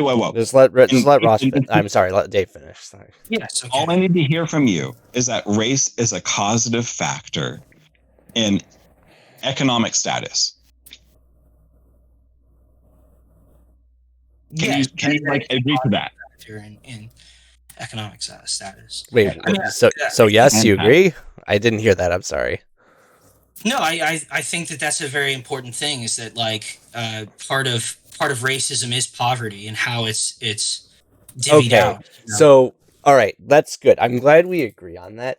It's just okay. So here's the problem that I have with the essay, is that you criticize Bell Hooks for this, when even though we've established she's not really a socialist, not let alone even a Marxist for that matter. So I feel like these criticisms, while, you know, I think could be seen from a Marxist lens, I seem a bit redundant when you're attacking someone like Bell Hooks. But I guess, well, okay, here's a good question. So, like, can someone derive meaning and purpose from specific beliefs or passages of others without fully agreeing or even on the most basic fundamental axioms? Yes, but I don't think that's like, there are sometimes where you might have one statement or axiom that is like very encompassing, and so it's not just like saying, oh, I can take like some from one ideology versus another, you know. Well, hang on, because do you wait? So is that, in that case, do you not think anything Bell Hooks has said could not have any meaning tangible meaning to anybody, even from like a socialist perspective, a Marxist perspective? I never. Okay. I think it can definitely have meaning, from people that are communists. So so as long as they're like official communists, like, okay, that's fine. But if they're not, no, not really. No, well, I guess what I would say is I don't think there's much of what she says is novel. Okay, Like, wait. There's something that somebody else didn't say. No, Here's a quote. Hold on. I'm gonna say. I'm gonna give you some quotes. I think it's also more about whether she's like, where is she wrong? Okay. Here. Talk about where she's right. All right. Cool. Let's explore that. So here's a quote. I want to know if you agree with this quote. Shaming is one of the deepest tools of imperialist, white supremacist, capitalist patriarchy because shame produces trauma, and trauma often produces paralysis. Do you agree with that quote? Do you find does something resonate with you with that quote? I think there is a place. Did she say shaming? Shaming is one of the deepest tools of imperialist, white supremacist, capitalist patriarchy because shame produces trauma, and trauma often produces paralysis. I think the problem with that is it's very vague. You know what I mean? I feel like you could make an argument that shame in the right context could also be used to attack imperialism. Okay, all right. So there's nuance in that. Okay, that's fine. There's nuance. But I do think that like no, I get it. I just avoid community, like I get it. It's too vague. Okay, I actually agree with you. So how about this one? This one I have personally found meaning in. So the first act of violence that patriarchy demands males is not violence towards women. Instead, patriarchy demands that all males engage in acts of physical self-mutilation. They kill off the emotional parts of themselves. If an individual is not successful in emotionally crippling himself, he can count on patriarchal men to enact rituals of power that will assault his self-esteem. Fucking based. I think there's some merit to that. There is some merit to that. Okay. Yeah, never mind the fact that if you didn't know that this was bell hooks I was reading, I was like, if I'm going to give you this quote, like, do you think a socialist or a non-socialist said this? Well, I said in my thing that I feel like she could have. There were certain things that I agreed with. No, you're right. I think we did cover that. I agree with her that like patriarchy, hurts men. So you agree with the question? I think she doesn't talk about from like an economic perspective. Well, hold on. She's not a Marxist. She's not a socialist. So why are you disappointed by that? No, she does say that she's a socialist. No, she doesn't. She never says she's a socialist at all. I mean, I could be wrong. I don't want to be too emphatic about that, but I'm pretty sure I looked up, like, trying to find out where she stands. She's shit-lip at best. I'll throw you a bone at this, Ross. But, like, that doesn't mean that you can't discern powerful passages and how they can have a tangible meaning to you, even though you may not agree with everything that she says. It's the same reason that the Chinese Communist Party, still reveres Sun Yat-sen as a national founder, even though Sun Yat-sen was not a communist. Well, no, but they were wrong about that. They shouldn't. Okay, all right. I don't want to open a can of worms with that one with you. Okay, I understand. We're going to disagree on that. Okay, but the point I'm trying to make is, so like you agree then, because this coincides with your essays that she was a socialist feminist, or that was a driving force in her ideology. Well, I don't think it's a driving force in her ideology as a socialist. And she is using intersectionality in a more liberal way. That I can agree with you on, that's bad. But like, I also, like, I'm not expecting her to be a socialist. I'm not holding my breath for that. But that doesn't mean I can take works from her and use it in a socialist manner. Hey, Mike. Hey, really quick. Hold on. Whoa. Wait, Mike, is that Dave Rubin? Yeah. Hey, it's me. I'm Dave Rubin. I'm in recovery mode right now. But hey, guy, like, is she kind of like cohesive with your like very specific interpretation of socialism or not, man? Because like I feel like you might be defending somebody who might not be socialist, man, and that's really bad, man. Like how can somebody who's not a socialist say 2 + 2 is 4, and you agree with that, man? Ross, well, I mean, hold on. I would just want to say, Ross showed me a video about her getting mad that people were, being mean to her as a landlord, And the thing I should take from that is, okay, no, people should be mean to you for being a landlord. They just shouldn't be misogynistic from it. That's how. That's Here's the thing, Mike. Here's the thing you have to understand. Because he was the landlord one time, anything she has to say about anything at all is like utterly disprovable and falsifiable, man. Like if she says that like workers should own the means of production, that she was a landlord, she's not a socialist, man. I think it's important to recognize that there are a lot of people who get money for writing things, right? Okay, sure, but like, And let's hold on. Let's authors, let's man. Like, we acknowledge there are authors, man. let's I don't know the hold point on. that you're trying to make. Let's just look at this right then and there, because let's suppose Bell Hooks was paid to say that last passage that I said about patriarchy. Does that make that statement any less true? Yeah, because I'm Dave Rubin, man. Oh my god, David. No, here's the actual thing. No, fuck no. It doesn't matter how somebody identifies. If somebody says a true statement, it doesn't matter like how they politically identify. It's fucking true or not. Yeah, I would say that what you said is correct, but I think that being part of a certain class does make your tend to cause you to have a specific kind of analysis. So let's agree on this, that we can discern stuff from people like Bell Hooks, but we should also definitely be more class conscious, so we don't blindly accept everything. Unless she says, "Well, here I'm Jordan Peterson." Okay. Oh my god, Jordan Peterson! Your voice is way too high for Jordan Peterson. Okay, I can't do that any differently now. But it's unless we have, no matter what I say is socialism. Okay. What is your socialism is when people have clean hair. Hold on. Then you're a socialist. Your question, Mike? My question? I didn't have a question. What I just asked. I was just gonna ask, like, okay, well, it wasn't really a question. It was more or less a statement. I think that people should be able to derive meaning from reading the works of others, but I think as you grow as a Marxist, you should develop definitely a more class conscious awareness to who you're reading about and whether or not that the passage.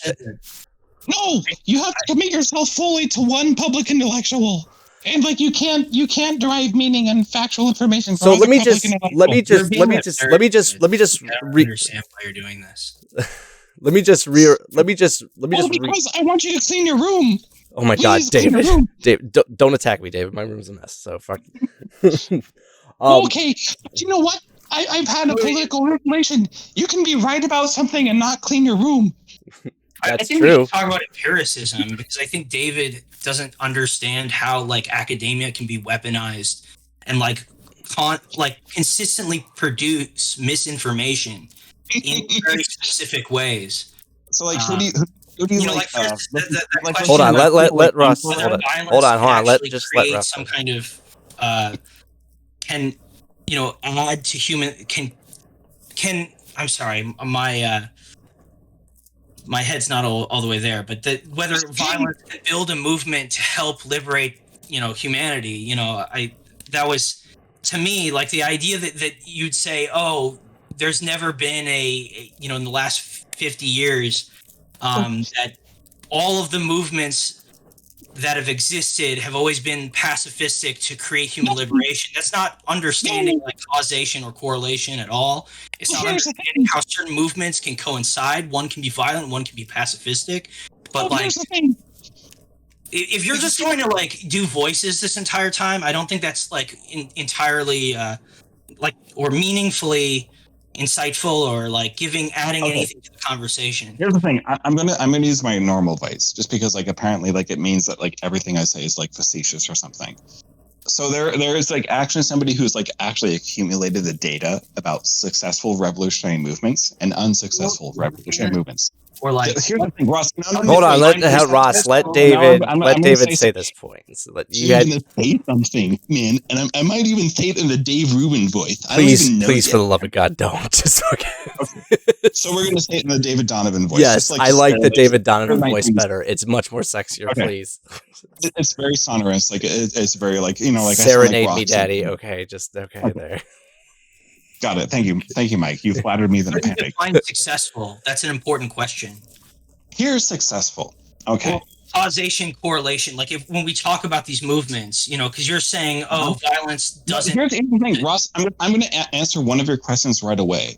This does not include bowel movements. And I know that was like one of like your one of your like most like concerned like points of opposition about this. No, this does not concern bowel movements. But one thing that this does concern is like the success. No, I'm just kidding. I'm like literally like having fun with you right now because I think that's like literally the most I can do with it. Okay, I'm gonna answer your question. Hold on. It's a thing. That is a thing. So you don't have to make fun of. Okay, continue. No, we will continue. Okay, so when it comes to like 323 revolutionary movements that have been analyzed by people who have like better information about this than you or I do, 0% of armed uprisings have been successful since World War II. That is because since World War II, governments, nations have had a monopoly of force. Naval and air supremacy is a thing since World War II. Because of that, revolutionary movements that basically relied upon firearms or the Second Amendment to facilitate their like political change have failed demonstrably.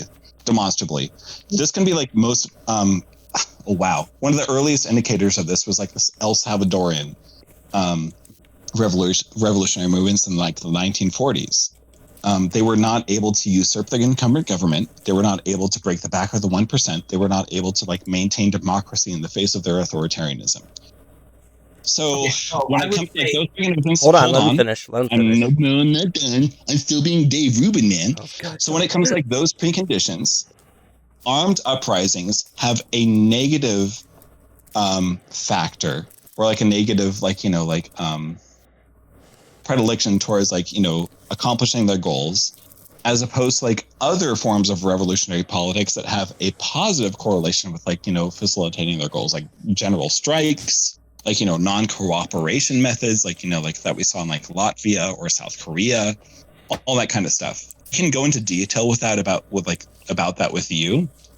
Okay, Which country do you want to look at and how do you want to ascertain this? Because the first thing that we should talk about is riots, because I would say that those are pretty violent. And I think that the riots in the 60s really was actually helped the ruling class to accept some of the more pacifistic and timid reforms that the So which president did that usurp?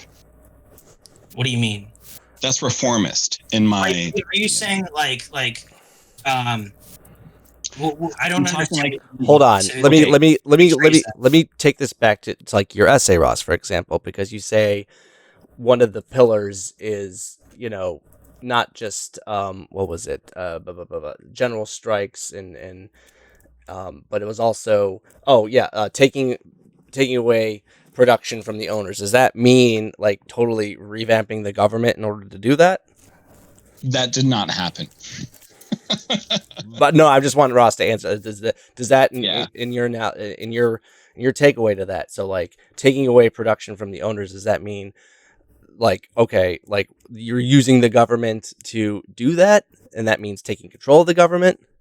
No, I would say that you have to destroy the current state. And in the process, you're going to put your... Ross. Let me finish. Hold on. And in that process, you will create your own state, because like part of what the state is an instrument of class domination. Okay. But governments... Describe it. Okay, Ross, describe the Chilean Revolution to me in the 1970s. That was completely reformist, and it was not a revolution. Reformist, but even though here's the thing. Even though they were able to hold on, let Dave talk. Even though they were able to usurp their head of state and not merely do something that was reformist, like the gay riots of like the 1950s, 60s, they were able to accomplish more. You're saying that because they were able to accomplish more, that's merely reformist, when like the examples that you're willing to pull from accomplished far less in comparison? Please fucking explain this to me, Ross. I would love to hear your perspective. Separate what Allende did from the horror that came after. Part of his failure and this is his impotence, was his inability to protect the revolution, and ultimately it led to fascism, and that's really sad. And you can talk endlessly about the how improved the literacy rates and more children got milked, and that was great. But it led to Hold on, let Ross finish. his impotence, his to actually more human enslavement. You know what I mean? But what did armed uprising accomplish in comparison? Ultimately, though, why it was good that he tried that.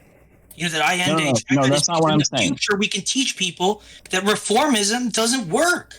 Wait, hold on. Here's the thing, though. It's like, okay, when it comes to like armed uprisings or whatever, like what did that? How many incumbent governments did that usurp in Chile? What do you? I don't. Understand. He's asking how many are. Go on, how did the armed militia accomplish as much as the unarmed militia in Chile in the 1970s? No, I think. Okay, they did not. Sure. Are like because you're they using did not. Okay, there was an armed assassination attempt against Pinochet in the 70s. Yeah. That went really badly, unsurprisingly. Wait.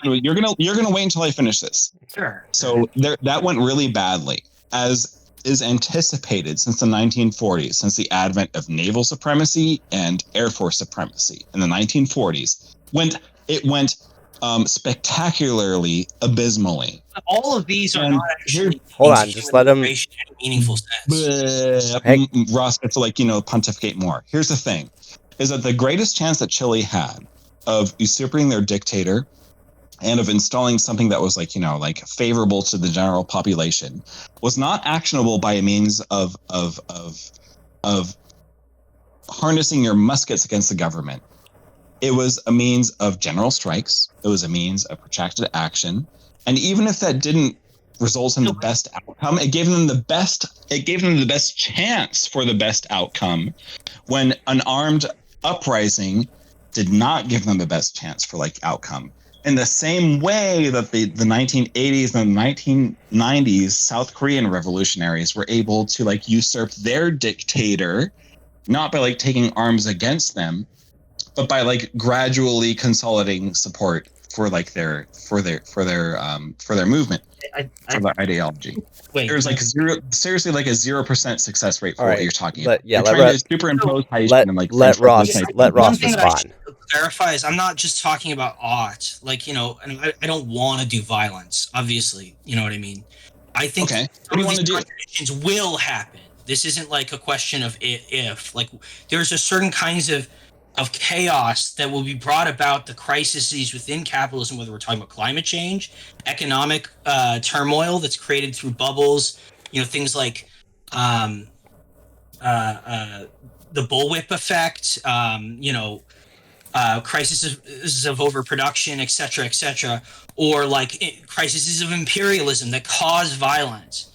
Also, I think. So give me an example of this violence that has actually created good outcomes for the government. Allende created some meaningful success when that led to Pinochet. There's a lot of just. No, I'm talking about what happened after Pinochet. Hold on. A liberal government in South Korea is a meaningful. No, you're misrepresenting my timeline, sir. I don't think you have your history straight. Can I just say that let me just say this, that really. I want to hear what the poor point that David. This is after. Okay. This is about the usurpation of Pinochet and the aftermath of Pinochet. Okay, so talking about what happened before him. Oh, I thought you were I'm also talking about what happened in 2017 with President Park. What happened before and after. Literally, my method of revolutionary politics has a 52% success rate. Armed uprisings, violence has a 0%. I don't think you understand what. All right. Well, hold on. Let's. Or what actually? No, I do. I've actually read the fucking data. Liberation. Okay. How about all of this is built on incredible amounts of exploitation in the global South? Okay, hang on. That's not what I'm talking about. All right. Revolutionary politics. Okay. All right. Ross, I'm gonna hit the brakes. Ross. Here. Hold up. he just doesn't know anything. All right, hang on. I know more than you do because I know like what's actually like resulting in good outcomes. Daddy, and, like, you're just like literally pontificating about things that like happened like 200 years ago or 100 Daddy, years. Daddy, chill. About, like, certain things Daddy, chill. Climate change Daddy, will actually lead to like Daddy, a chill. lot of problems Daddy Ross, chill. For workers, and that will lead them to revolt. Daddy it's Ross, not chill. like, then why is it that welfare states have like actually facilitated the most amount of like political action? That's something that you're trying to prove. That's not something that you have. That's something I've demonstrated. There's a lot of evidence that actually shows has like a very robust. Was designed to like I've demonstrated. This is like whether it comes to France, whether it comes to South Korea, and like the modern I don't think era. anybody could hear these are like populations that have like very high like unionization rates. These are populations that have very high like social program rates. These are populations that have very like welfare program rates. These populations have actually like demonstrated like the highest rates of like like political action and like political participation compared to other like states that you might compare from like the 1790s or something, from like a Haitian revolution. I don't have to prove my point. I've already like said this like a million fucking times. You have to prove your point. And like what I'm learning from you is like you only get to like prove your point from like a dumb like obsolete Maoist perspective. Can I you don't actually prove yourself from like an empiricized like substantiated perspective in the way that like go ahead. All right, how about this? I'm going to be the enlightened centrist here and just because let me just say, like, his brain has been rotted by empiricism. Sorry, here. Well, first of all, empiricism is not all wrong, and let's just your brain has been rotted by like misinformation. Like you're saying that like my brain has been rotted by like information, and yours has been rotted by misinformation. Thank you. When it comes to intersectionality, your like inability to like actually grasp concepts. When it comes to like revolutionary politics, you like demonstrated your inability to like grasp like percentages and like empiricism. I'm sorry if you're saying that like my brain has been rotted by empiricism. You're saying that like my brain has been rotted by things that like are actually substantiated and legitimized. Ross, I gotta agree. Ross, I gotta agree. Hold on, Ross. I have to hold on, Ross. I have to agree with David here. Like, you can't just. It seems a little too sophistic to like just reject empiricism altogether. Like, well, no, it's he confuses like. He will take some data facts with like feelings. I'm sorry that you fall into like the imperial like loophole of like being like unsubstantiated with your shit. I'm very sorry. This is the same person that like if nutritionists that work for Tyson would say something, he'd just be like, well, it's empirical. Well, hang on, because it doesn't always act that way. There have been, fossil fuel companies have had to suppress their own findings, empirical findings about how their industries affect climate change. So it's not always empiricism like favors just, the rich and powerful in this case. Like sometimes facts are just facts. I'm literally referencing revolutionary movements that have basically like been able to like usurp their special interests. But like the revolutionary movements that have been able to like usurp their special interests are the movements that like don't behave the way Ross wants them to behave. And I'm sorry, Ross, that like you're a fossil and you're petrified and you're Cretaceous and Triassic. But like if we actually want to facilitate socialist changes in this country or like globally or whatever, we have to ignore Ross and we have to like actually look at things that actually work in like the real world. So feel free to like continue, Ross. I think the first thing that's the most important thing is to organize workers, especially in key industries like transportation, food workers. Okay, let's all get to something that we agree on. There's reason to believe that there will be violence in the future with regards to fighting for human liberation. I don't think that's silly. I don't think that these reformist movements, these various just like peaceful protests and like passing legislation have meaningfully led to more human liberation. I think that in general, a lot of times misery is shifted around.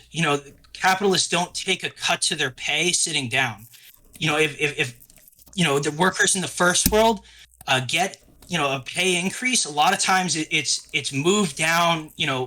It's there's somebody else in another place that's getting a pay cut. You know what I mean? Our society is getting closer and closer to ecological destruction. I don't think that's meaningfully more free. You know what I mean? Okay. All right. Here, I think we've kind of run our course on this a bit. It is getting like, let me just some final statements, Ross. I'm gonna let you say some stuff.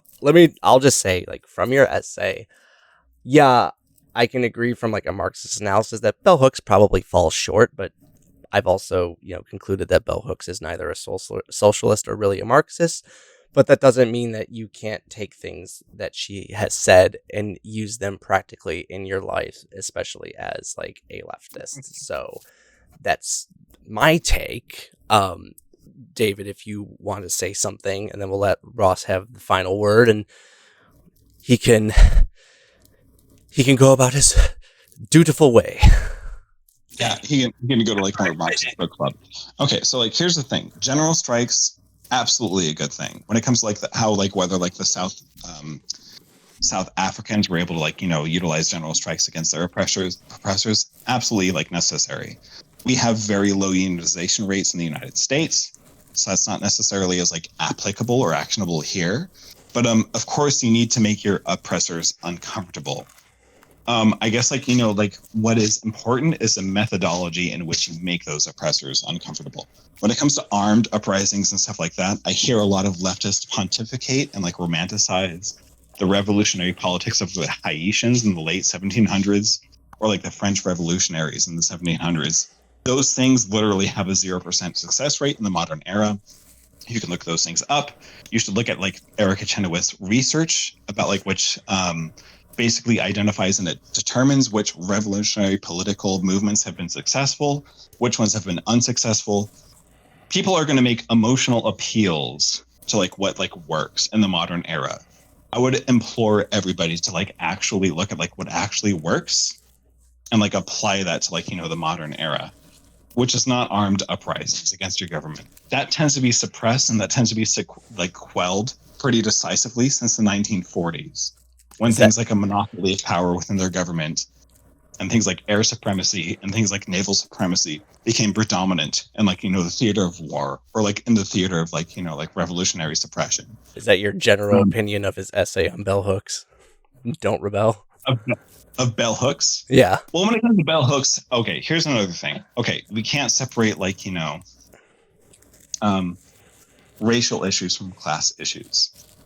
And until somebody is able to capitulate or like basically submit that race determines economic status, then I think anybody who comments about race or economics doesn't have the necessary information. So okay, Ross, you can get the final word on this. Okay, it's your essay, it's your baby. Well, I would say that I think a lot of academics are sophists, and they actively just try to produce things, write things just to get published. They're more concerned with that. They're not always conscious of this, but I think that's an important factor when we read various academics. I think that it's important to realize that whether violence happens is not like about an ought; it's more of an is. And there are specific factors that create that cause people to revolt. It's not something that's about like idealized leftists saying, "Oh, this should happen." No, I think that we need to actively get ourselves to a place where we can have general strikes. That's something that we. I'm calling for people to actively organize in their workplace. Join an organization like the Progressive Labor Party that's actively doing that. Like we have like 300 or 400 members specifically in Metro. What else I would like to say? I don't think that like bell hooks is evil or anything. I just think that her analysis is lacking on certain dimensions, and I think that it's more important to read Marxists. Whether we're talking about Parenti or Richard Wolff or Rodney Green or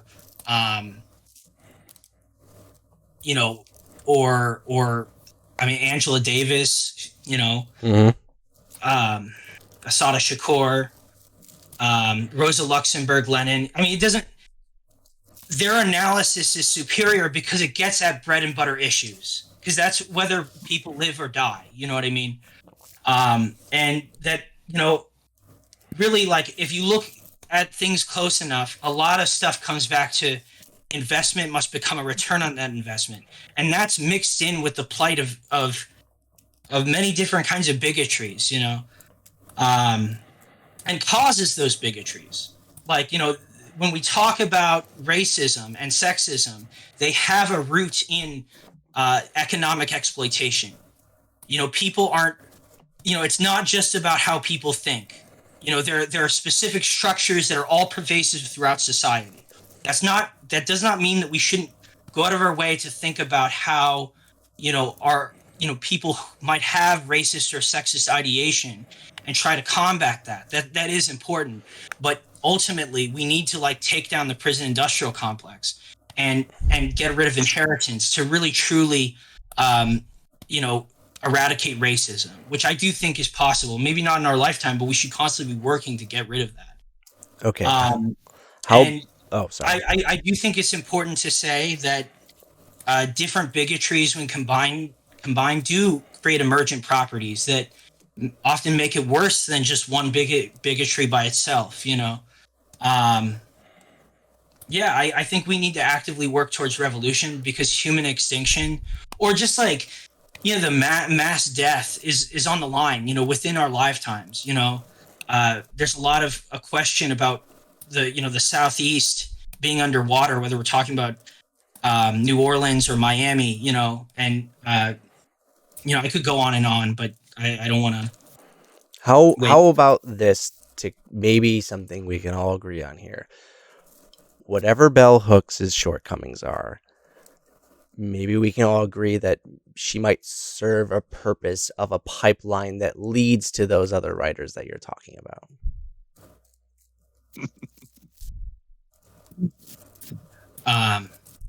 I don't think of ideology as a platformer, but I think that's a thing. I mean, there are a lot of people who have different journeys, right? Terrific. That we'll take it.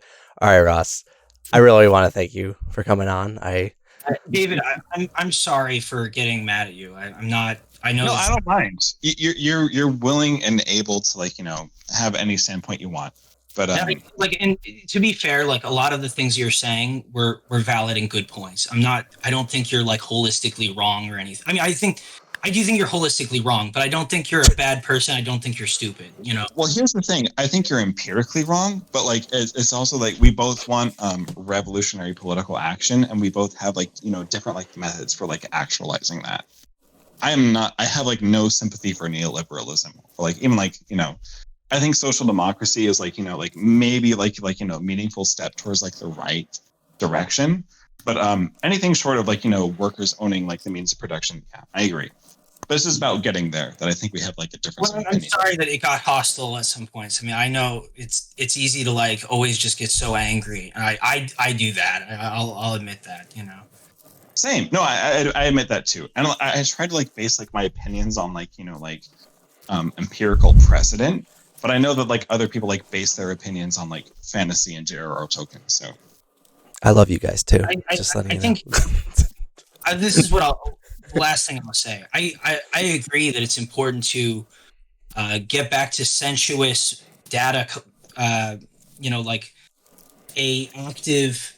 To be rigorous, I think it's important to be rigorous. I think it's important to be sensuous. I think it's important to, have things that are peer reviewed, to use the scientific method. I agree with that. I'm just saying that I think there is a problem where academia will produce misinformation in very specific ways, where they'll try to say something is and is when it's actually an ought, or they might use p hacking for specific donors or something like that. I mean, there's a lot of time. But did you know the primary source of information is a non-binary anti-capitalist? What?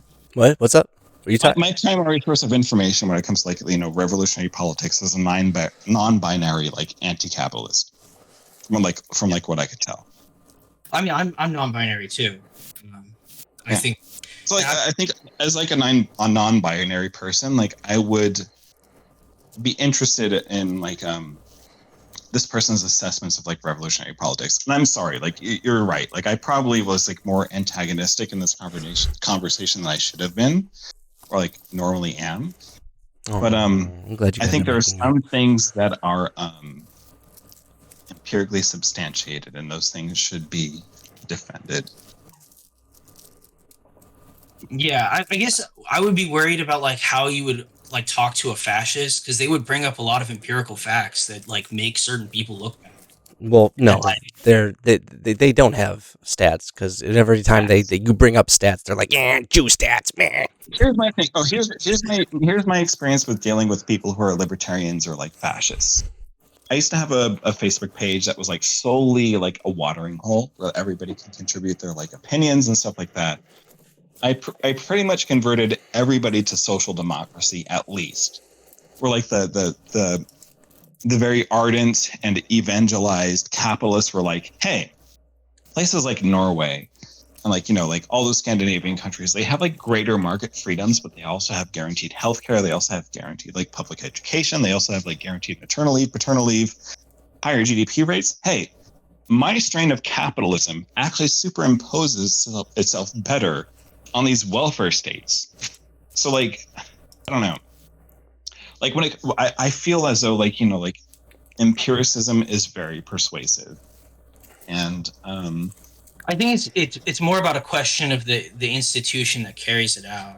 I mean, whether we're talking to me or like a fascist or anybody, like a lot of times people, if they're going to disagree with that, they're going to talk about like, well, who butters their bread and stuff like that. Yeah, like it could be like the Harvard study, or it could be like, you know, like the South Korean board of governance for like how they like adjudicate and like administrate their like welfare distribution and stuff like that. Mm-hmm. Well, I mean, it's a question though of also like what is successful. You know what I mean? Or what do we want? You know what I mean?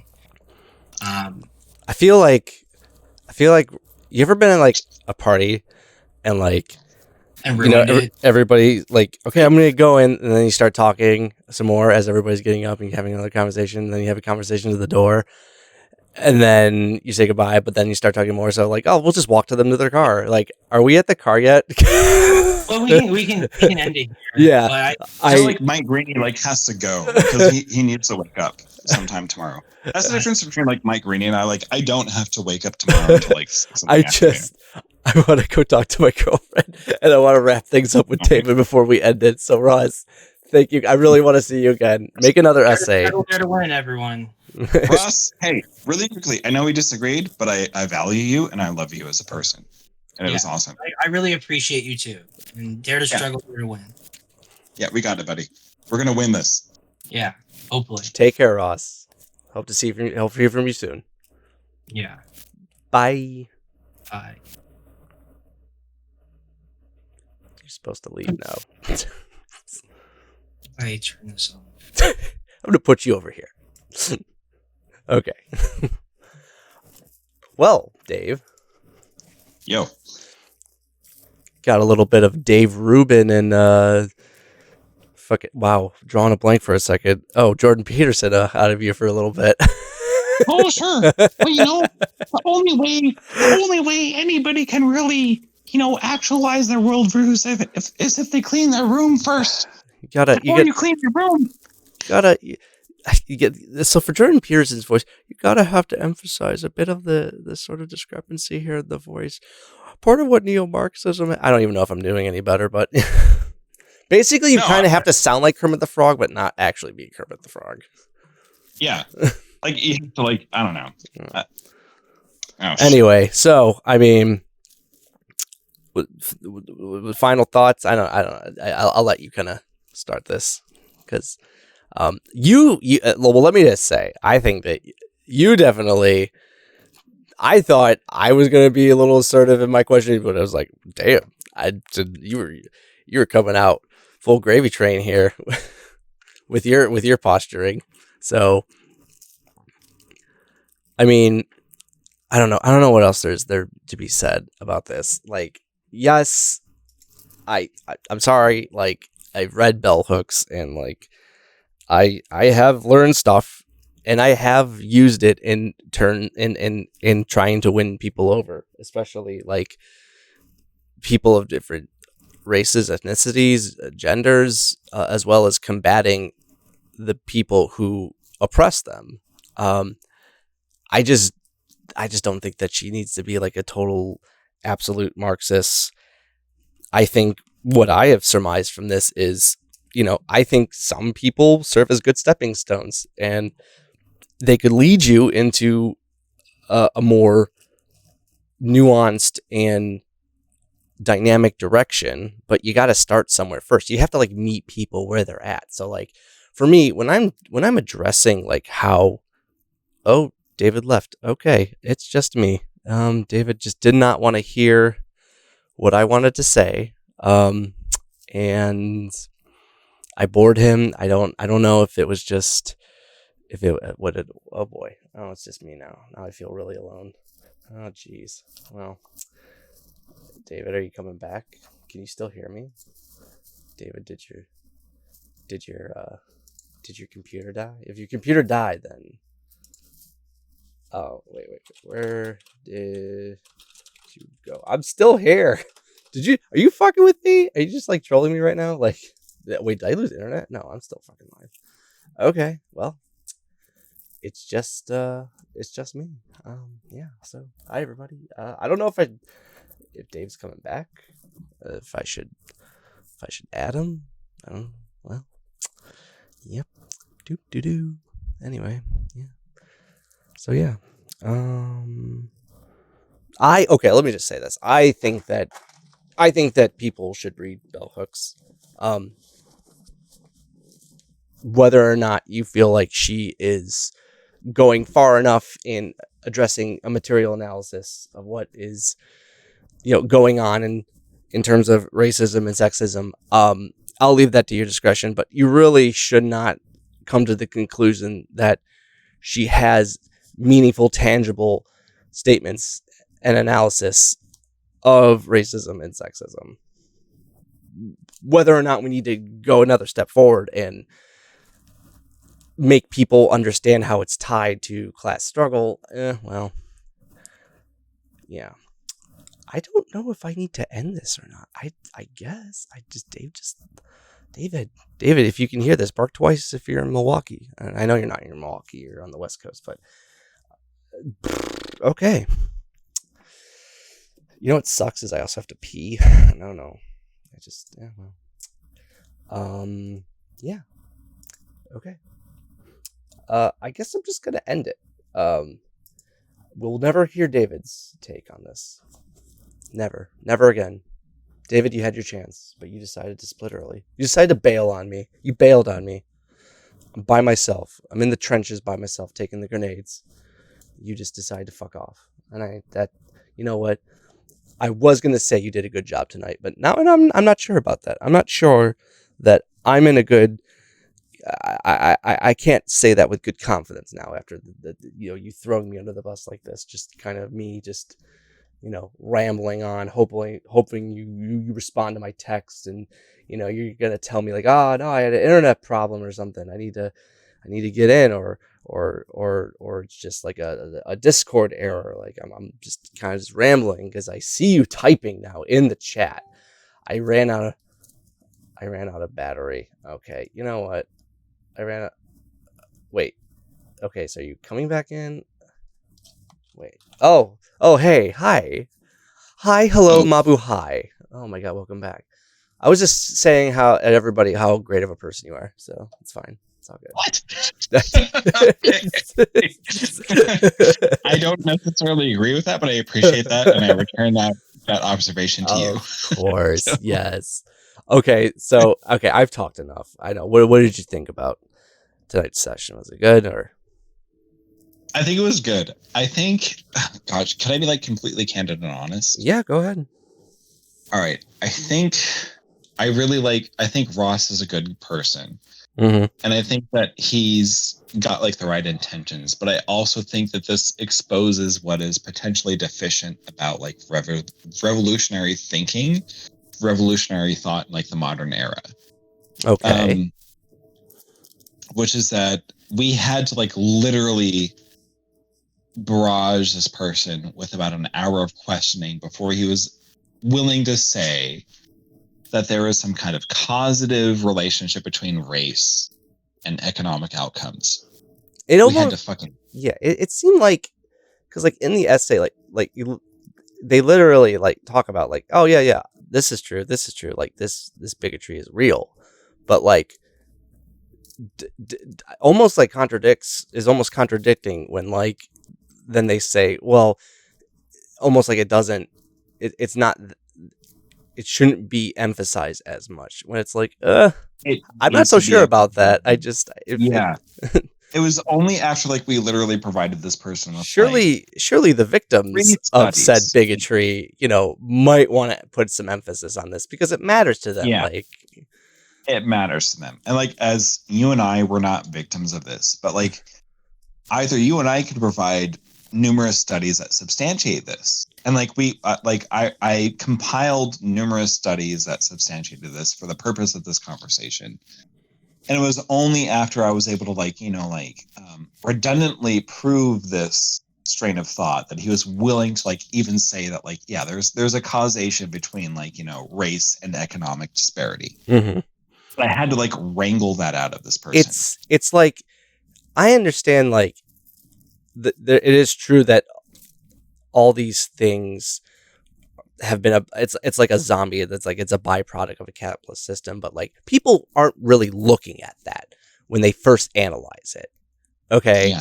When they study racism, like slavery in American society, they look at it as the fact that, oh, white people own black people as slaves.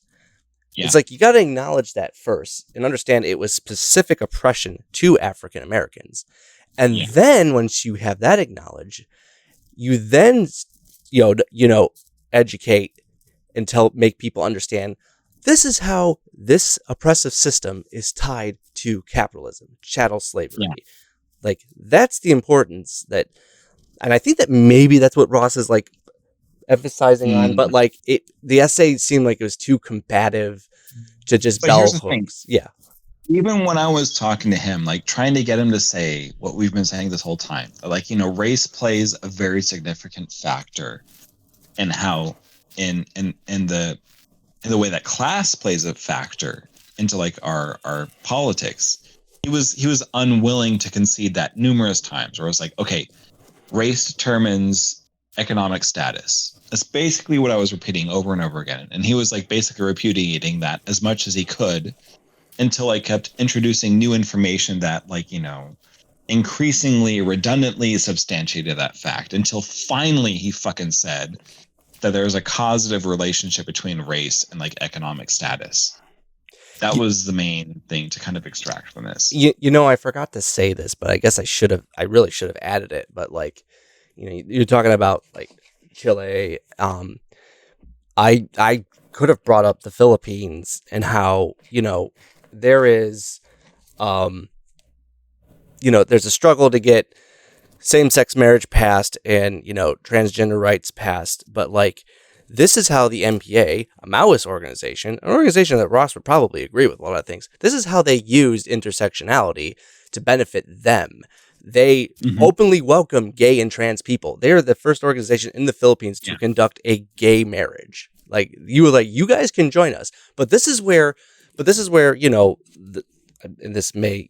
Ross may be interested in this. Like, the point is, like, we accept you. You're valid. But as a result of that, you need to play your part now in our cause to help others. Like, I think that is where I take from intersectionality, where like you need to make it valid. Like, and I think from Ross's point, like, he wants to view class analysis as a melting pot, when in reality, like, we're a salad bowl. Like, we're all sharing this, but we're all still different and unique because we have unique experiences based on who we are, based on, not just class, but also as gender, as race, as ethnicity, as religion, even. Yeah. I think there's another dividing line that's like very important, which is like, there are some people who like, fetishize and romanticize Marxism and Maoism And that's like literally the extent of their political analysis.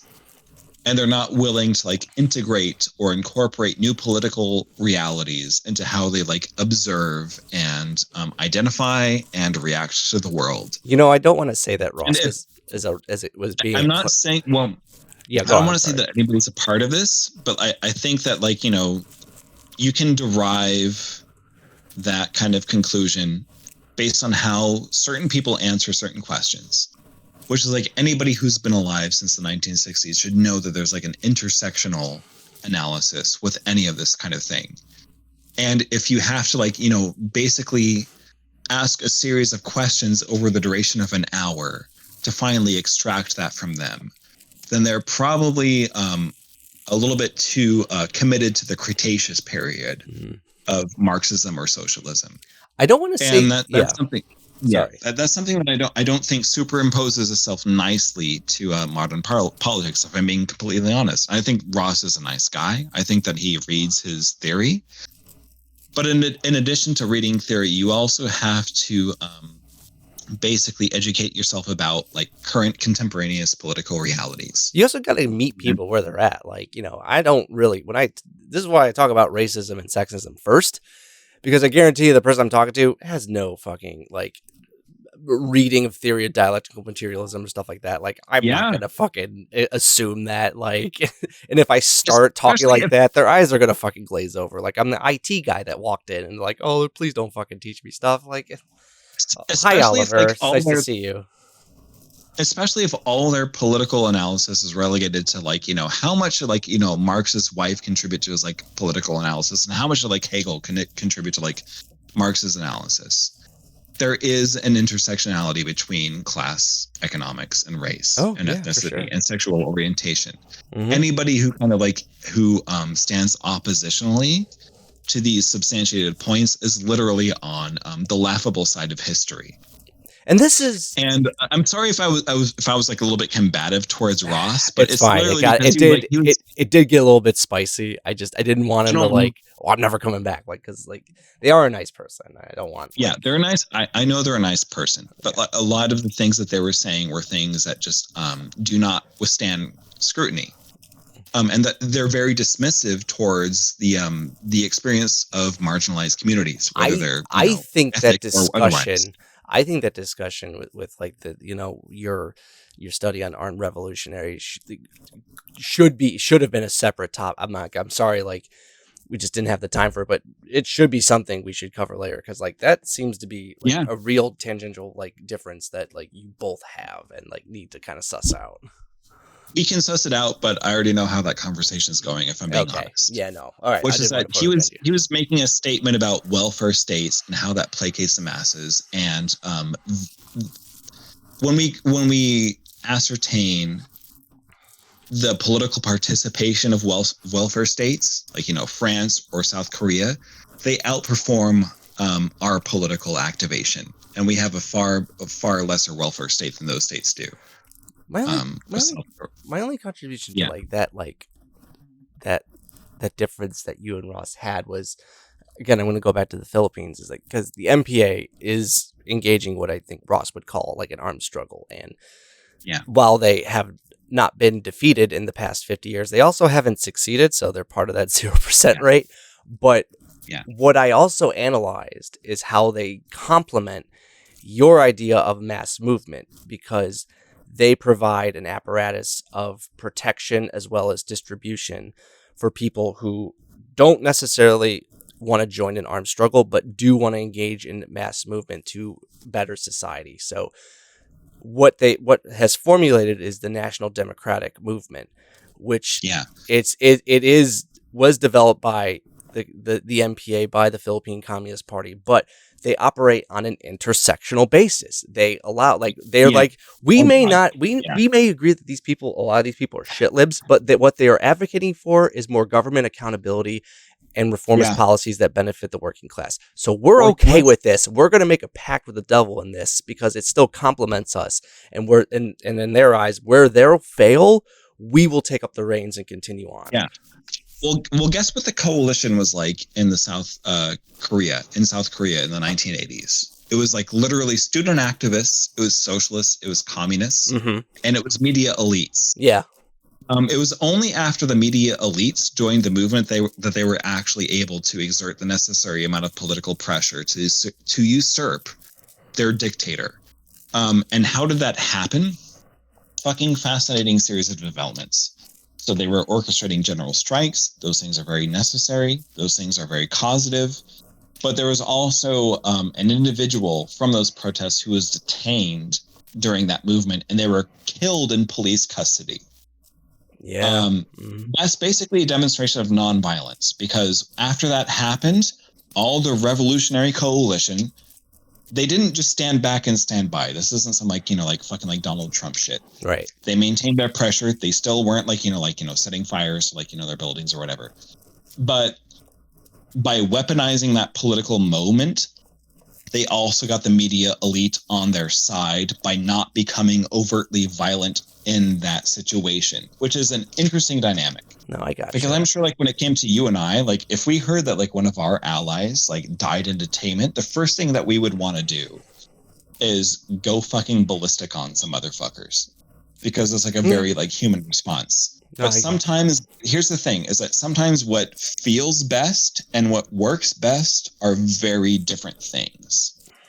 And by showing the necessary amount of restraint in the face of that injustice, they were actually able to recruit the elites, the bourgeoisie, into their cause. And only a series of years later, they were able to actually usurp their dictator from their position of power. So it's when it comes to revolutionary politics in the modern era, it's much more of a 4D chess situation than it is of a 2D chess situation, where it's each side has muskets. We'll see who fucking wins. I got you. I sympathize and I emotionally relate to a lot of people who want to take it out on their governments in a certain way. But as much as I emotionally identify with that, it's not about what I emotionally identify with. It's about what I've also understood to be most effective. Also, take in consideration the fact that maybe that's what the government wants you to do. They just want a fucking open excuse to fucking get more violent. Sometimes you have to be tactful with these things. It's I've been to a protest downtown Cleveland during the George Floyd riots, and what was it the police actively engage in antagonistic actions in order to induce a riot, just so they have an excuse to fucking mop shit up. So this is or somebody plants the bricks so they could throw them through the walls. Yeah, undercovers and all that. So just something to keep in mind. Are your actions extremely out of passion, or are they, are you being fooled as well? Two things can be true at once in that sense, I guess. But another thing can be true too. It's possible to exert pressure against our elected officials without becoming necessarily violent. That's another thing that the South Korean revolutionaries proved in 2016 and 2017. They didn't storm the Capitol. What they did was that they descended on the Capitol building every day with millions of people until their president left office, because it was literally infringing on that country's ability to function properly. Yeah. And it's in this country, South Korea is actually a very good precedent, because they also have low unionization rates. They couldn't general strike. But even though they couldn't general strike, they still weaponized their population against the government. And that's something that can be done here as well. We have the Women's March, which lasts for a day and then everybody goes home. That's not how revolutionary politics work. No. It's not about showing up at your local government offices and saying that you're mad about something. You literally have to show up at your nation's capital in overwhelming numbers and insist that they capitulate to your demands until those demands are capitulated to. And that's what South Korea proved. But but this idea that people can arm themselves with muskets and take over their governments is really silly. So. Yeah. Well, I think that's a good place Unfortunately. to end it. That's a good place to end it. Well, yeah. That was good. I mean, I'm sorry we had to start late, but I knew it. I knew that this would be talked about during the entire session. Something in the back of my mind was like, yeah, there's gonna be some contention involved. That this is probably gonna be the only thing we're talking about today, which is fine. Like again, because like I feel like I'm biting off more than I chew in terms of like picking subjects that I want to talk about. So that's my fault. But no, I got some stuff. Oh no, you had something you wanted to bring up next week, right? Or want to give people a sneak preview before we end it, or? Did I put you on the spot? I'm sorry, I didn't mean to put you on the spot. No, I don't mind. Like, hey, we can talk about like Matt Walsh's interpretation of colonialism. We really need to. That was gonna be our first thing we could have covered. We still get to cover it. Yeah, it's almost like old news now, but like I really do want to cover it. I do have some things I want to say. We should just start with that first. Like, we can. That's up to you as well. But like, it's like one thing I wanted to cover is like the role of like public intellectuals and like how wrong they could be before we turn their back. Before we turn like our collective backs on them. That's means like weirdness with like her like terminology, umbrella terminology, and like, you know, how it like compares to like, you know, people like Vosh or Christopher Hitchens and like all those people who like, you know, made like serious mistakes. That sounds perfect. Yeah, I also want to see you take more of the reins. I feel like and this may be just my generalized anxiety, but I feel like I'm not giving you a chance to like get your own topics in, and I feel bad. So. Well, I don't mind not getting my topics in it. I just feel bad that I have to be the person who fights off all these like insane lunatics like revolutionary politics. I'm just messing with you. Maybe Ross would want to debate about something specific with you. Who knows? It's just. Well, I feel like we just debated some specific things already. Yeah. Well, I guess this is all right. We're gonna end it. So thanks everybody for watching, and when I mean everybody, I guess it's just Oliver. But thanks Oliver for stopping by. I gotta check out that streamer, by the way. What's the name of the streamer that he was on? What's their name? Pronouns? Luxander. Okay. Is that a woman, man, non-binary? I just want to make sure I'm like gendering them correctly.